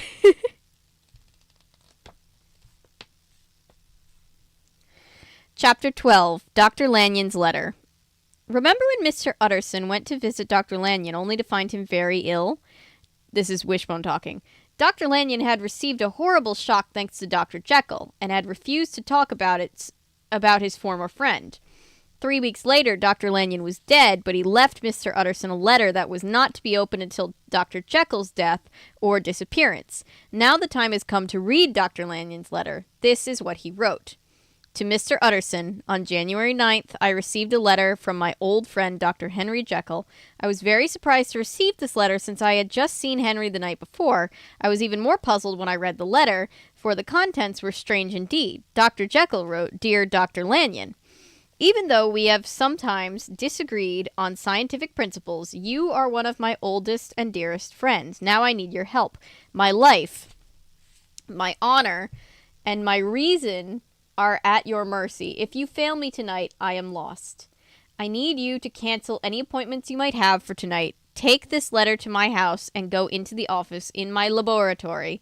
My butler Poole is expecting you. Go to my desk and take out the 4th drawer from the top. It contains a vial, some powders, and a book. If the desk is locked, you must break the lock. Then take the drawer and everything in it back to your house. At midnight tonight, arrange to be alone in your office. A man will come to the door and say that I have sent him. Give this man the contents of my desk drawer. None of your servants must see this man enter or leave. After you have done these things, you will have done all I have asked you and earned my deepest thanks forever. 5 minutes later, you will have an explanation if you want it, and then you will understand how important these arrangements are to saving my life and my mind. Please do not fail me. I am working under a black cloud of despair and even the threat of death. Your help is the only thing that can save me, serve me well, and save your friend, Henry Jekyll. Jesus, that's a guilt trip, if I've ever seen it. When I read the letter, I was sure my friend had lost his mind. Still, he was once a good friend, and I owed it to him to do what he had asked. So I went to Dr. Jekyll's house, where I found Poole waiting for me as promised. It seems he had also received a letter telling him to expect me and allow me to take the items from Dr. Jekyll's office. I took the particular drawer from Dr. Jekyll's desk, placed it in a bag, and brought it back to my house. Once I was at home, I could not help but examine the drawer's contents. First, I found a container of white powder that looked something like salt. Then I noticed a bottle half full of blood-red liquid with a strong chemical smell.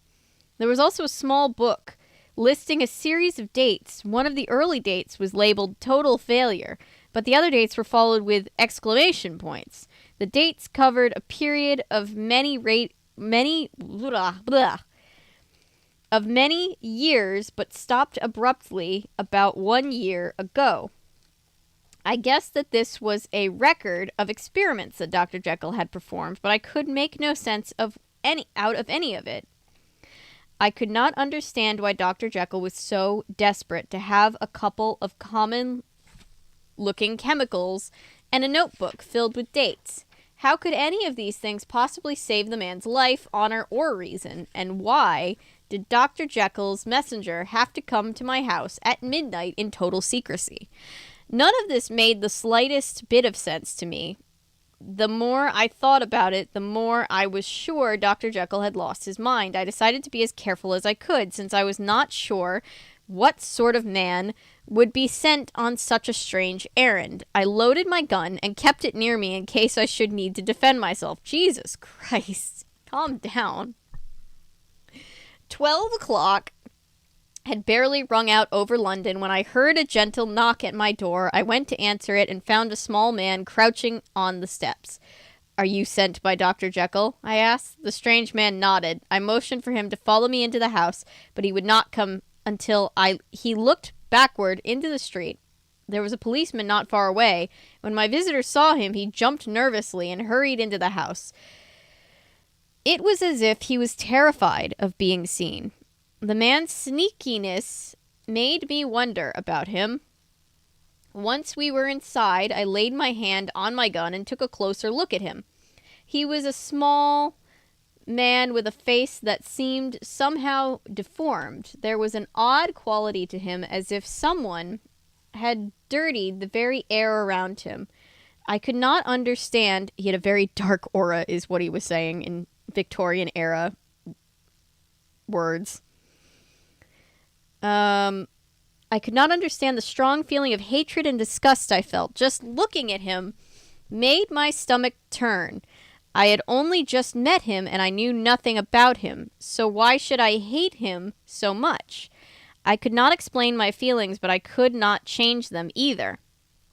There was another strange thing about this man. He was wearing well-made clothes of a rich and tasteful material, but they were much too big for him.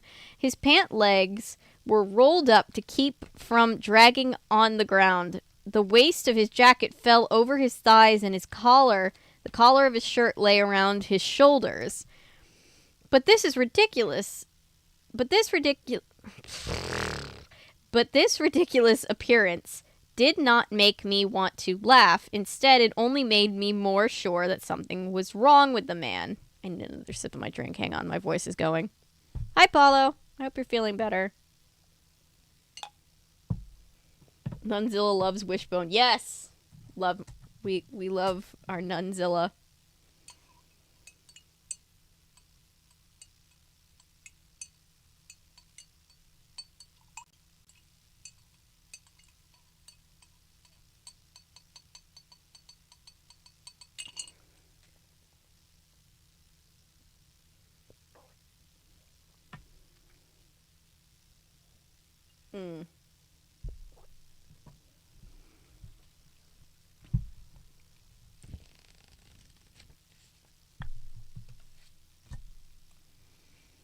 Okay. "Have you got it?" my strange visitor asked with great excitement. "Have you got it?" He was so impatient that he actually laid a hand on my arm and began to shake me. I pushed him away, feeling a pang of iciness. I almost read it as ickiness, and I was like, he got the ick. Raced through my blood at his touch. Come, sir. I do not even know you. Sit down and let us talk for a while like gentlemen, I said. Even though I was now quite afraid of my visitor, I was determined to act politely and force him to remember his manners.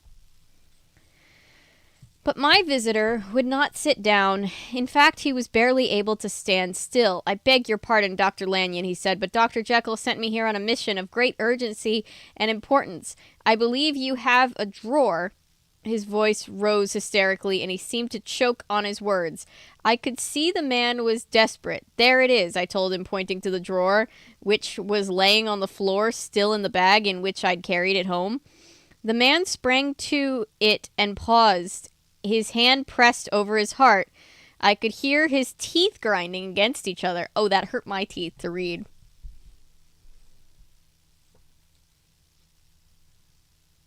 And his face became so pale and drawn that I began to fear the man was having some sort of fit. Pull yourself together, I said. Everything is as Dr. Jekyll instructed. The man turned to me with a dreadful smile on his face. Then he jerked the drawer out of the bag. When he saw that all the contents were there, he gasped so with relief that I was quite terrified. My visitor quickly brought himself under control. Please, have you got a glass I could use? He asked. I handed him a glass and watched as he mixed some of the white powder into the blood-red liquid. The mixture began to fizz and steam, and its color changed from red to purple, a sickly green. My visitor watched all of this with a smile spreading across his face. Now, he said, turning to face me, I must drink this mixture. Will you let me take it outside where you cannot see the result? Or are you so curious that you wish to watch me drink it here? Think hard before you answer. You can choose to remain no wiser than before, or you can choose to look upon the light of incredible knowledge. What will it be? You speak in riddles, I complained, sounding much calmer than I really felt. But I have come this far in the mystery of what you are doing. Let me go all the way and see this to the end. I am glad to hear that, said the visitor. You have long held the narrowest of views, never believing in the fantastic things that might be possible in medicine and science, and denying the facts when they were presented to you. Now you will see the truth. With that, he drank the potion in one gulp. Hey, buddy, you're, like, not really doing so great. Maybe don't, like, dunk on the haters. You know, don't flex on the haters right now while you're, like, on death's door. Hyde. I watched in horror as the man staggered back, clutched the table to keep from falling. A terrible cry came from his lips. He stared with wild eyes, gasping for breath, through his wide-open mouth. Then, right before my eyes, his body seemed to swell and change. His face turned black, and his features melted like wax, becoming the features of another man. No, no, I screamed, raising my arms to block out the terrible sight. When I could bring myself to look, I screamed again, louder this time, for the strange little man who had entered my house was gone. In his place stood the pale, shaking figure of Henry Jekyll. What he told me in the next hour I cannot bring myself to put on paper. My soul is sickened by what I saw, by what Jekyll has done. My faith in mankind and in medicine has been destroyed. My life shaken to its roots. I can no longer sleep, and terror is my companion day and night. Dr. Jekyll, we have a picture. There's our boy. Dr. Jekyll has shown me something so morally repulsive that I can no longer bear to live. I cannot even think about it without frightening myself all over again. I will say but one thing to you, Utterson, and that should be more than enough. The creature who came to my house that night was Mr. Hyde. Dr. Jekyll admitted it himself. Yes, Edward Hyde, the murderer of Sir Danvers Carew, Hasty Lanyon. Wishbone. Wow, so Dr. Jekyll and Mr. Hyde are one and the same person. But why would Dr. Jekyll transform himself into such an evil man? It's time to read Dr. Jekyll's letter to Mr. Utterson. Good night, Ellery. A kind of poetic evil monologue. Act 2. Dr. Jekyll and Mr. Hyde. We've got another chapter. Hang on.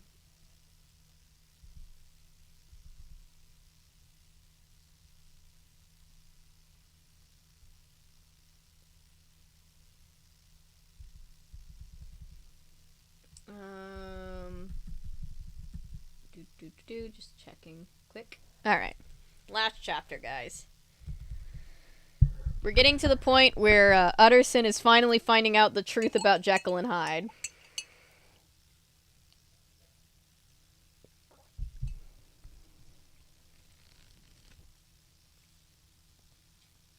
We're in the final stretch. Here we go.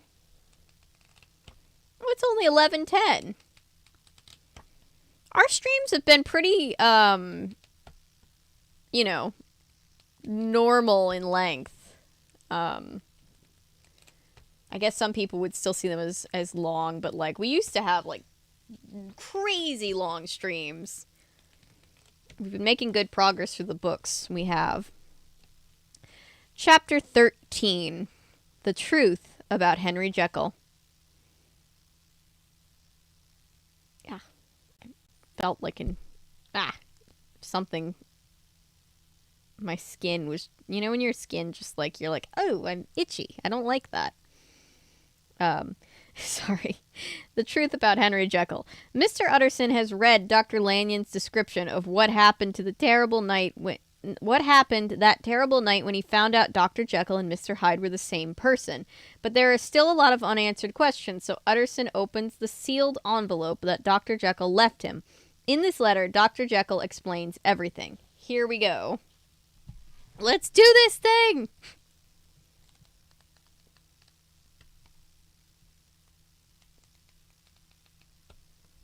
I want to be able to do stuff and get away with it initially. Yeah. My dear Gabriel, I was born into a large fortune and enjoyed hard work. I wanted to be respected and well liked, so there was no reason to think I would not have an honorable and distinguished future. Yet I could not help finding pleasure in acts that would have ruined my reputation completely had people found out about them.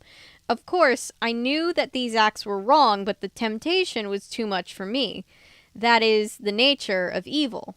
It disguises itself as something pleasant and inviting, even when it is exactly the opposite. Although I was ashamed of my secret behavior, okay. I could not help but enjoy it. Because of my evil deeds, I had a difficult time holding my head high in good society. I knew that if people discovered the terrible things I did, and how much I enjoyed doing them, they would no longer have anything to do with me. My reputation and my life would be ruined. I could not live with that fact. Because of the struggle, I became fascinated with the nature of good and evil. It seemed to me that every person was made up of good and bad, and that these two parts were always fighting against each other. That's how it is with me. I had such high expectations for myself that even the smallest failure made me fall into despair, yet I could not stop myself from doing horrible things. I devoted more and more of my studies to this matter, and finally came to a startling conclusion. Man is not merely one, but truly two. I asked myself, what if each part could be split into a separate person? Life would be much simpler then. The evil part could commit his deeds without the worry of ruining his reputation, while the good part could continue his honest work with no fear of the disgrace that might come from his darker half. Isn't it so interesting that Dr. Jekyll is kind of a terrible person, right? Because the only reason he doesn't want to do bad stuff is just that he doesn't want the consequences of it, right? Like, if he was truly a good person, is truly, like, the person that everybody thinks he is, he wouldn't want to do the horrible stuff and, like, hurt people.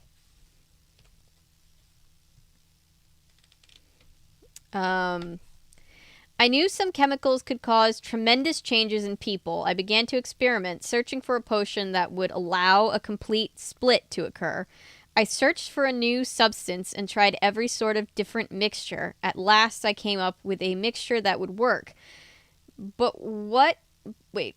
But who could I test it on except for myself? It was a terrible choice to make, one that, on the one hand, the result could well have been death or madness, but if I failed to try, I would never know if this incredible experiment could succeed. And Wishbone says, madness doesn't mean getting angry. It means losing your mind. Dr. Jekyll was worried that if he drank the potion, he'd go crazy and never be himself again.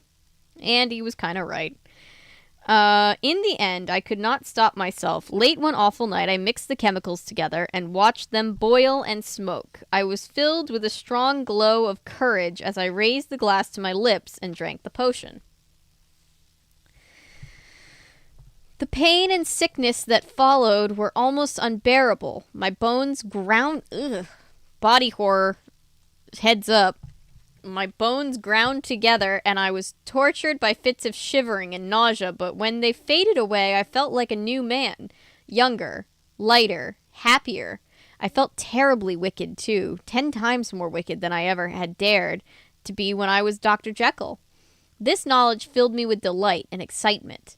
There was no mirror in my laboratory then, although I later brought one in just so I could watch the transformation, but it was very early in the morning and I knew everyone in my house was asleep, so I crept into my bedroom and got my first look at the man I called Edward Hyde. He was much smaller and younger than I was. I think that was because the evil side of my nature was not as developed as my good side.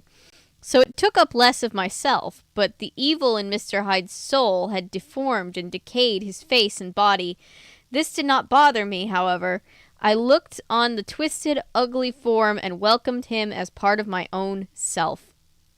I have noticed that everyone who comes in contact with Mr. Hyde draws back in horror. I think that is because all human beings are a mixture of good and evil, but Edward Hyde alone on this earth was pure evil. People recognized this difference at once, even if they could not put it into words. I lingered only a few moments before the mirror, for the most important part of my experiment still had to be done. I had to see if I had lost my identity completely. A terrible thought struck me.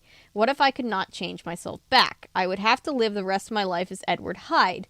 No one would recognize me. I would have no identity, nothing to call my own. Even my own servants would throw me out of the house, and I would have nowhere to go.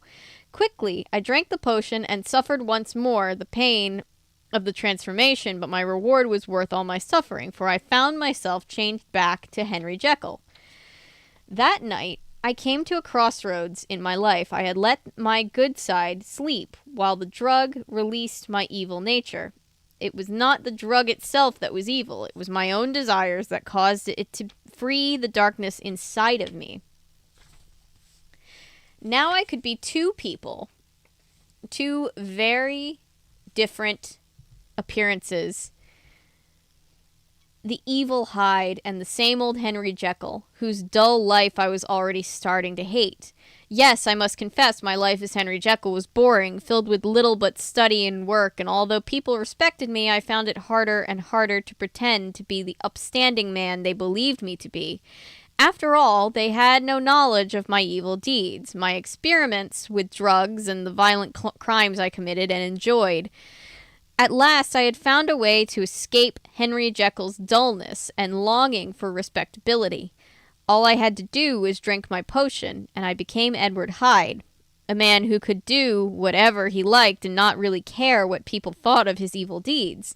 The whole idea made me laugh, and so I became a slave to the potion and welcomed Edward Hyde into my life. It was pleasant to feel young again, and to have the energy to enjoy a life so different from the one I lived as Dr. Jekyll. After all, no matter what Edward Hyde did, it had nothing to do with Henry Jekyll. He was the original Hannah Montana. I said this in my other video. No, I will not be taking questions or comments at this time.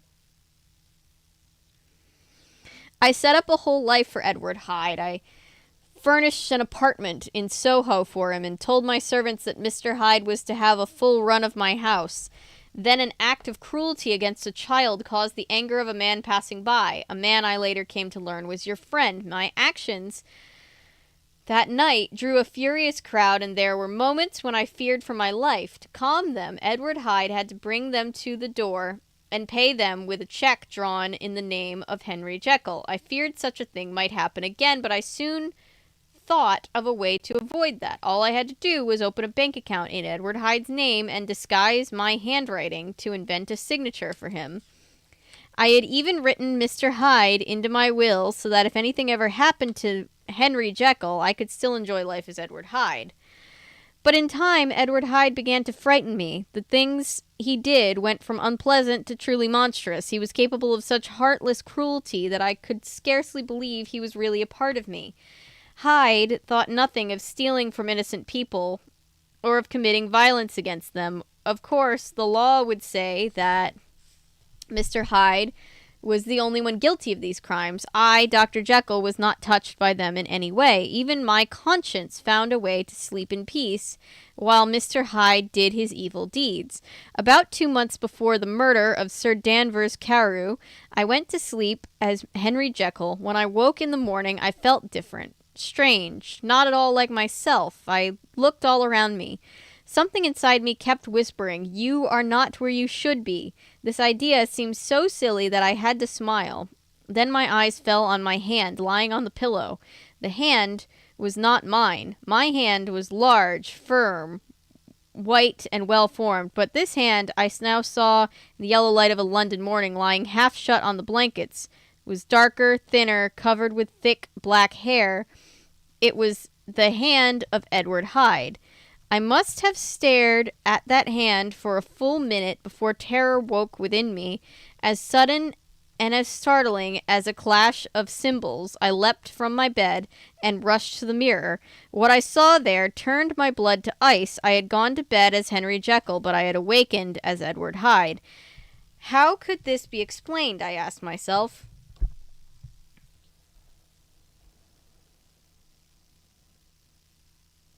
Hyde was not, it was some dude. Really bad vibes. Coding. Oof, yeah.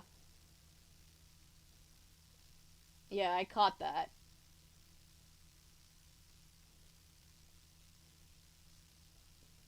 Young again as Mr. Hyde, since Mr. Hyde was described as looking old and ugly. Yeah, that is interesting. Chat froze. Oh, are we back? Did chat unfreeze itself?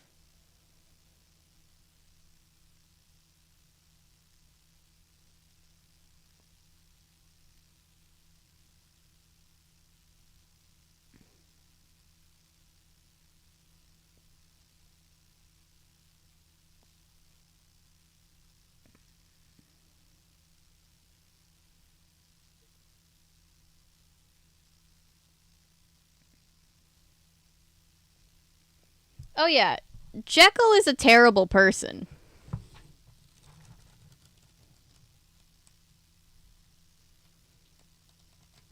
I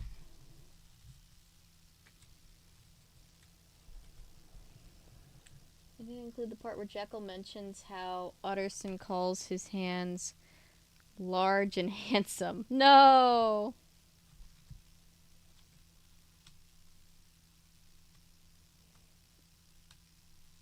Just a set piece. Oh, thank you, Chris. Thank you. Good night.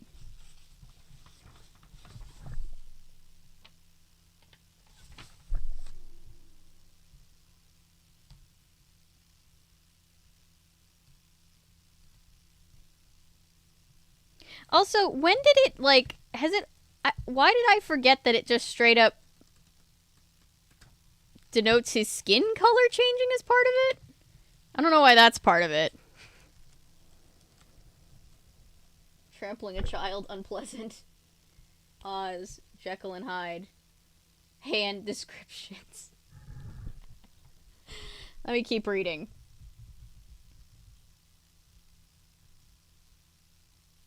How could this be explained, I asked myself. Then I thought of an even more important question. How could it be fixed? It was late in the morning and the servants were up and about, but the potion was in the cabinet of my laboratory office, a long walk down the 2 flights of stairs and a hallway from where I now stood. Shaking in horror, I could cover my face as I traveled there, but what was the use of that when anyone could see the change in the size of my body? Suddenly, I saw the answer to my problem, and I was filled with an incredible sense of relief. I realized that my servants were already used to seeing Mr. Hyde coming and going, and so I dressed as well as I could in clothes that did not fit me, and hurried through the house. One of the servants drew back at seeing Mr. Hyde at such an hour, and dressed so ridiculously, but he said nothing. 10 minutes later, I had returned to my own shape as Henry Jekyll. I was sitting down to breakfast I had no appetite for. This experience frightened me badly. Edward Hyde had more power over me than I had ever expected. He was taking over, and Henry Jekyll might be lost forever. I knew I had to choose between my two selves. To choose Jekyll meant that I would have to deny the pleasures I had so come to enjoy, but to choose Hyde meant to be hated and friendless for the rest of my days. In the end, I could not give up my good name and comfortable life. I chose to remain as Henry Jekyll. For 2 months, I remained true to my intentions and led an upstanding life, but as time passed, I forgot how frightened I had been that morning I woke up as Hyde. Soon I became tortured with the longing to become Edward Hyde again. It was as if Hyde was trapped inside me, screaming to be free. Finally, I could take no more. I drank the potion, and Hyde came out roaring. He had been caged up for so long that now there was no controlling him. That night, in the form of Mr. Hyde, I met Sir Danvers Carew on the street. I was so wild, so eager to run free and commit my dark deeds, that I could not bear to listen to the gentleman's pleasant, unimportant words. I struck him. As Sir Carew fell to the ground, I was filled with a dreadful glee. Every blow to the poor body filled me with joy. I kept on and on until I was completely exhausted. Then a thrill of terror went straight through my heart. It was as if a fog had lifted, and at that moment I, Henry Jekyll, felt the pain of every evil deed towards Edward Hyde had ever done. I returned to my room and drank the potion that restored me to Henry Jekyll. Then I fell to my knees and cried. I saw my whole life before me, from the day of my childhood to those as a doctor and a scientist. Again and again, these happy visions were blotted out by the horrors of the murder I had committed that night. I begged God to forgive me. Finally, I saw the answer, and my grief was changed to joy. I knew that to live as Hyde was impossible. From now on, I would be Henry Jekyll, and Henry Jekyll alone. How happy I was to return to a life filled with rules and respectability. How I rejoiced as I locked the laboratory's back door, the door Hyde had used to come and go, and ground the key under my heel until it broke. The next day, I heard the news that the murder had been witnessed by a maidservant. The victim was an important man, and the whole world knew that Mr. Hyde was the killer. I think I was glad to know that returning to the shape of Mr. Hyde meant I would be hung for murder. As Dr. Jekyll, I was safe, but if I let Mr. Hyde peep out for just an instant, the hands of all men would be raised against him.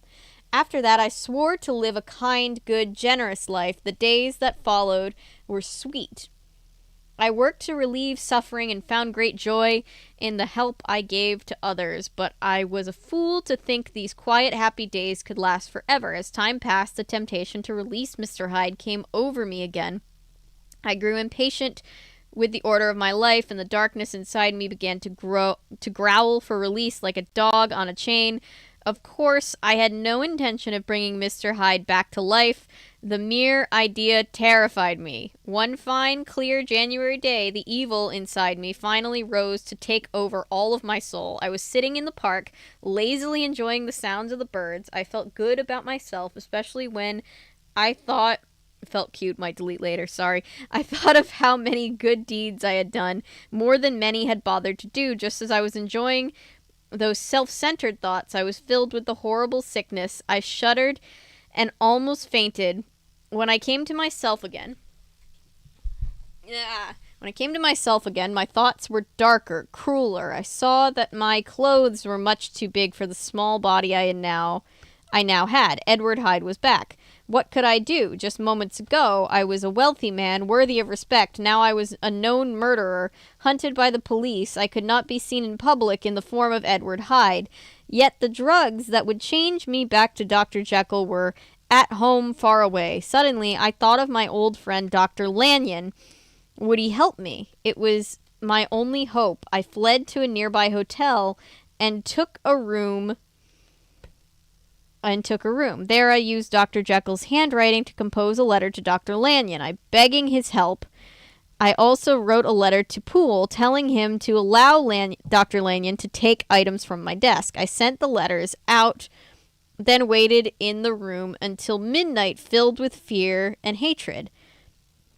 Everything went as I planned. I made my way to Dr. Lanyon's house, where I drank the potion and was returned to the form of Dr. Jekyll.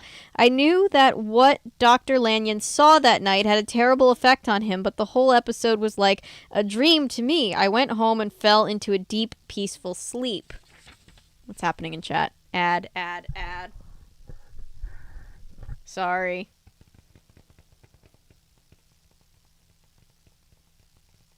Don't be sorry, Hannah. We just appreciate having you here. Dr. Jekyll would have loved therapy. We're not.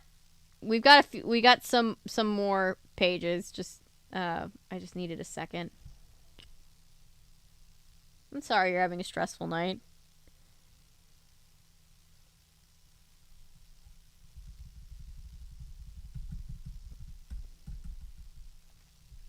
Okay, continuing.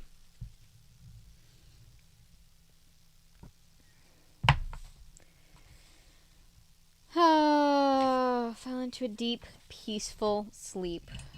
Get a sip of my drink. We are almost there. Okay.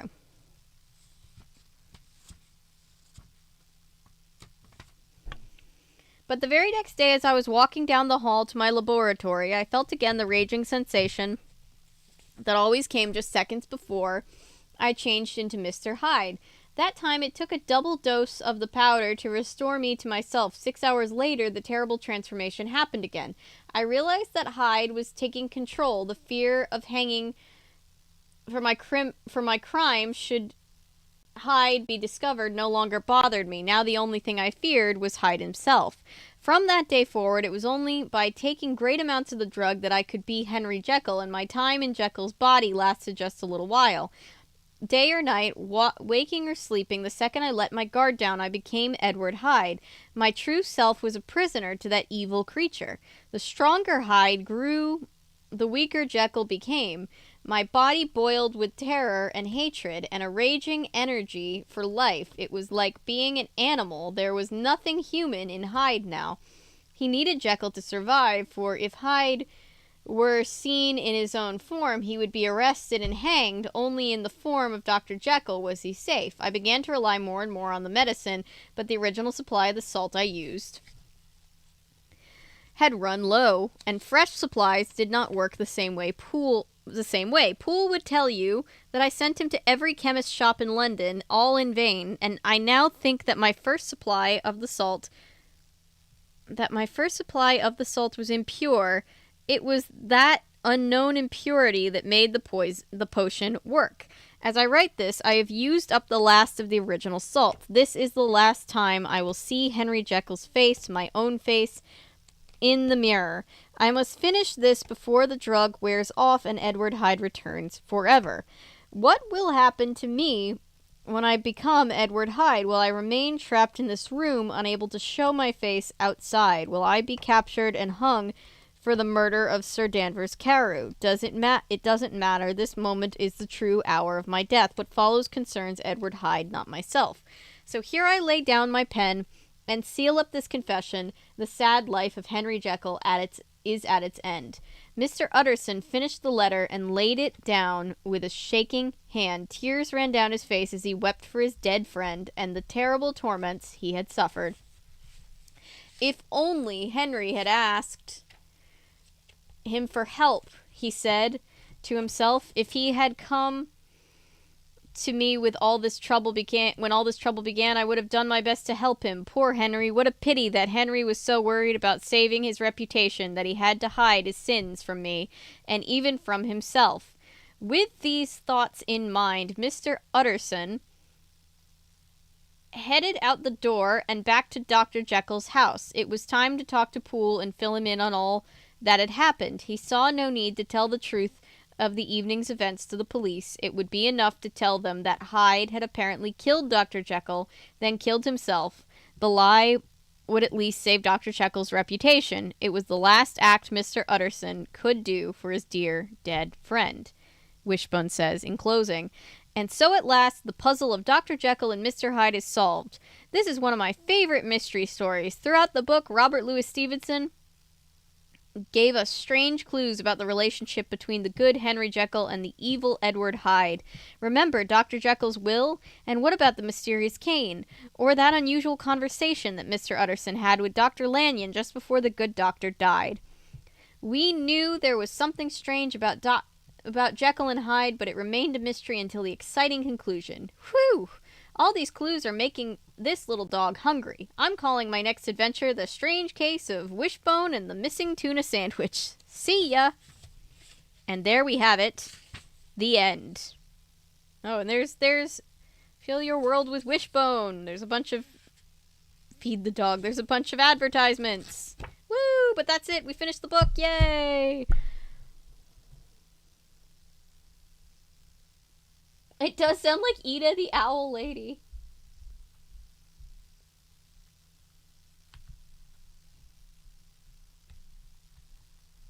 Wishbone or the Page Masters? Wishbone was definitely before the Page Master for me, I'm pretty sure. Although I think before both of them was the Bugs Bunny cartoon, which is still one of my favorite Bugs Bunny cartoons. Hasn't learned how to control it. Someone get the man. Use potion stat. Never do sketchy shit without telling your bros. They'll either help you or stop you.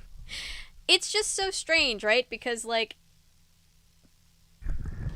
in a lot of the iterations, Dr. Jekyll is, like, the purely good and Hyde is the purely bad. But my take is that none of this would have happened if Jekyll was actually a good person, because he wouldn't have wanted to do horrible things. You know? The novella doesn't include the epilogue like Wishbone's did. I suppose it's to explain the main moral of the story. Yeah, Wishbone always has, throughout the entire book, you have these little interjections by the character of Wishbone to kind of just help kids understand what they read, teaching them reading comprehension and stuff like that.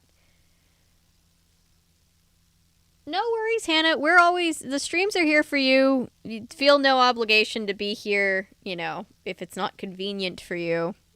And of course, the VOD will always be here if you want to watch it back. Probably a bad thing. I had an image of David Hasselhoff the whole time. I did too. I told everybody to imagine it for my sake, that it was David Hasselhoff. Oh. But yeah. There's a lot of different ways this book can be interpreted, right? Some people interpret it as a coding about drug addiction.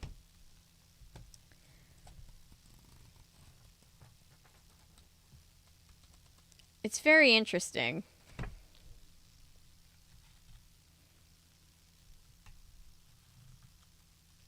We're keeping the plague doctor mask and he's barking at it. Oh no! Yeah, Worst Witch books would definitely be good on stream. I'll have to see where I can find a copy of those. But thank you guys for sitting here and listening with me.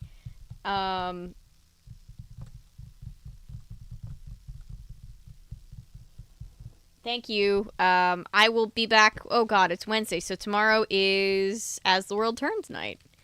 But I will see you guys soon. I'm gonna re-edit and try to upload this Totally Spies video and try to get it up. Hopefully it will be accepted in Canada next time. But thank you guys for being here. Book reading streams. I missed chat. Yes. Yes, we're the book reading is coming back in full force for spooky season. I've got a pretty fun lineup of books for the season. So, just in case you forgot, this was told by a dog. Yes, just in case you forgot, we were told this story by a dog. Look at him. But thank you guys for listening and always showing up for the streams, even when they're not pre-planned, even when I'm just like, I want to read a thing, and then I read a thing. Thank you guys for the amazing turnout. Looks like we peaked at 21 concurrents tonight, so thank you guys for making that happen. Thank you for 8,800 subscribers, and I will see you next time. So this one, what I miss, I may recommend you The Prince and the Pauper book, what I'm currently reading. Nice. I will definitely. I might have. Do I have The Prince and the Pauper Wishbone? I might. I'll check it. I'll look. But anyway, I will see you guys in the next one. Goodbye. Sweet dreams. Good day if that's the time of day you're in.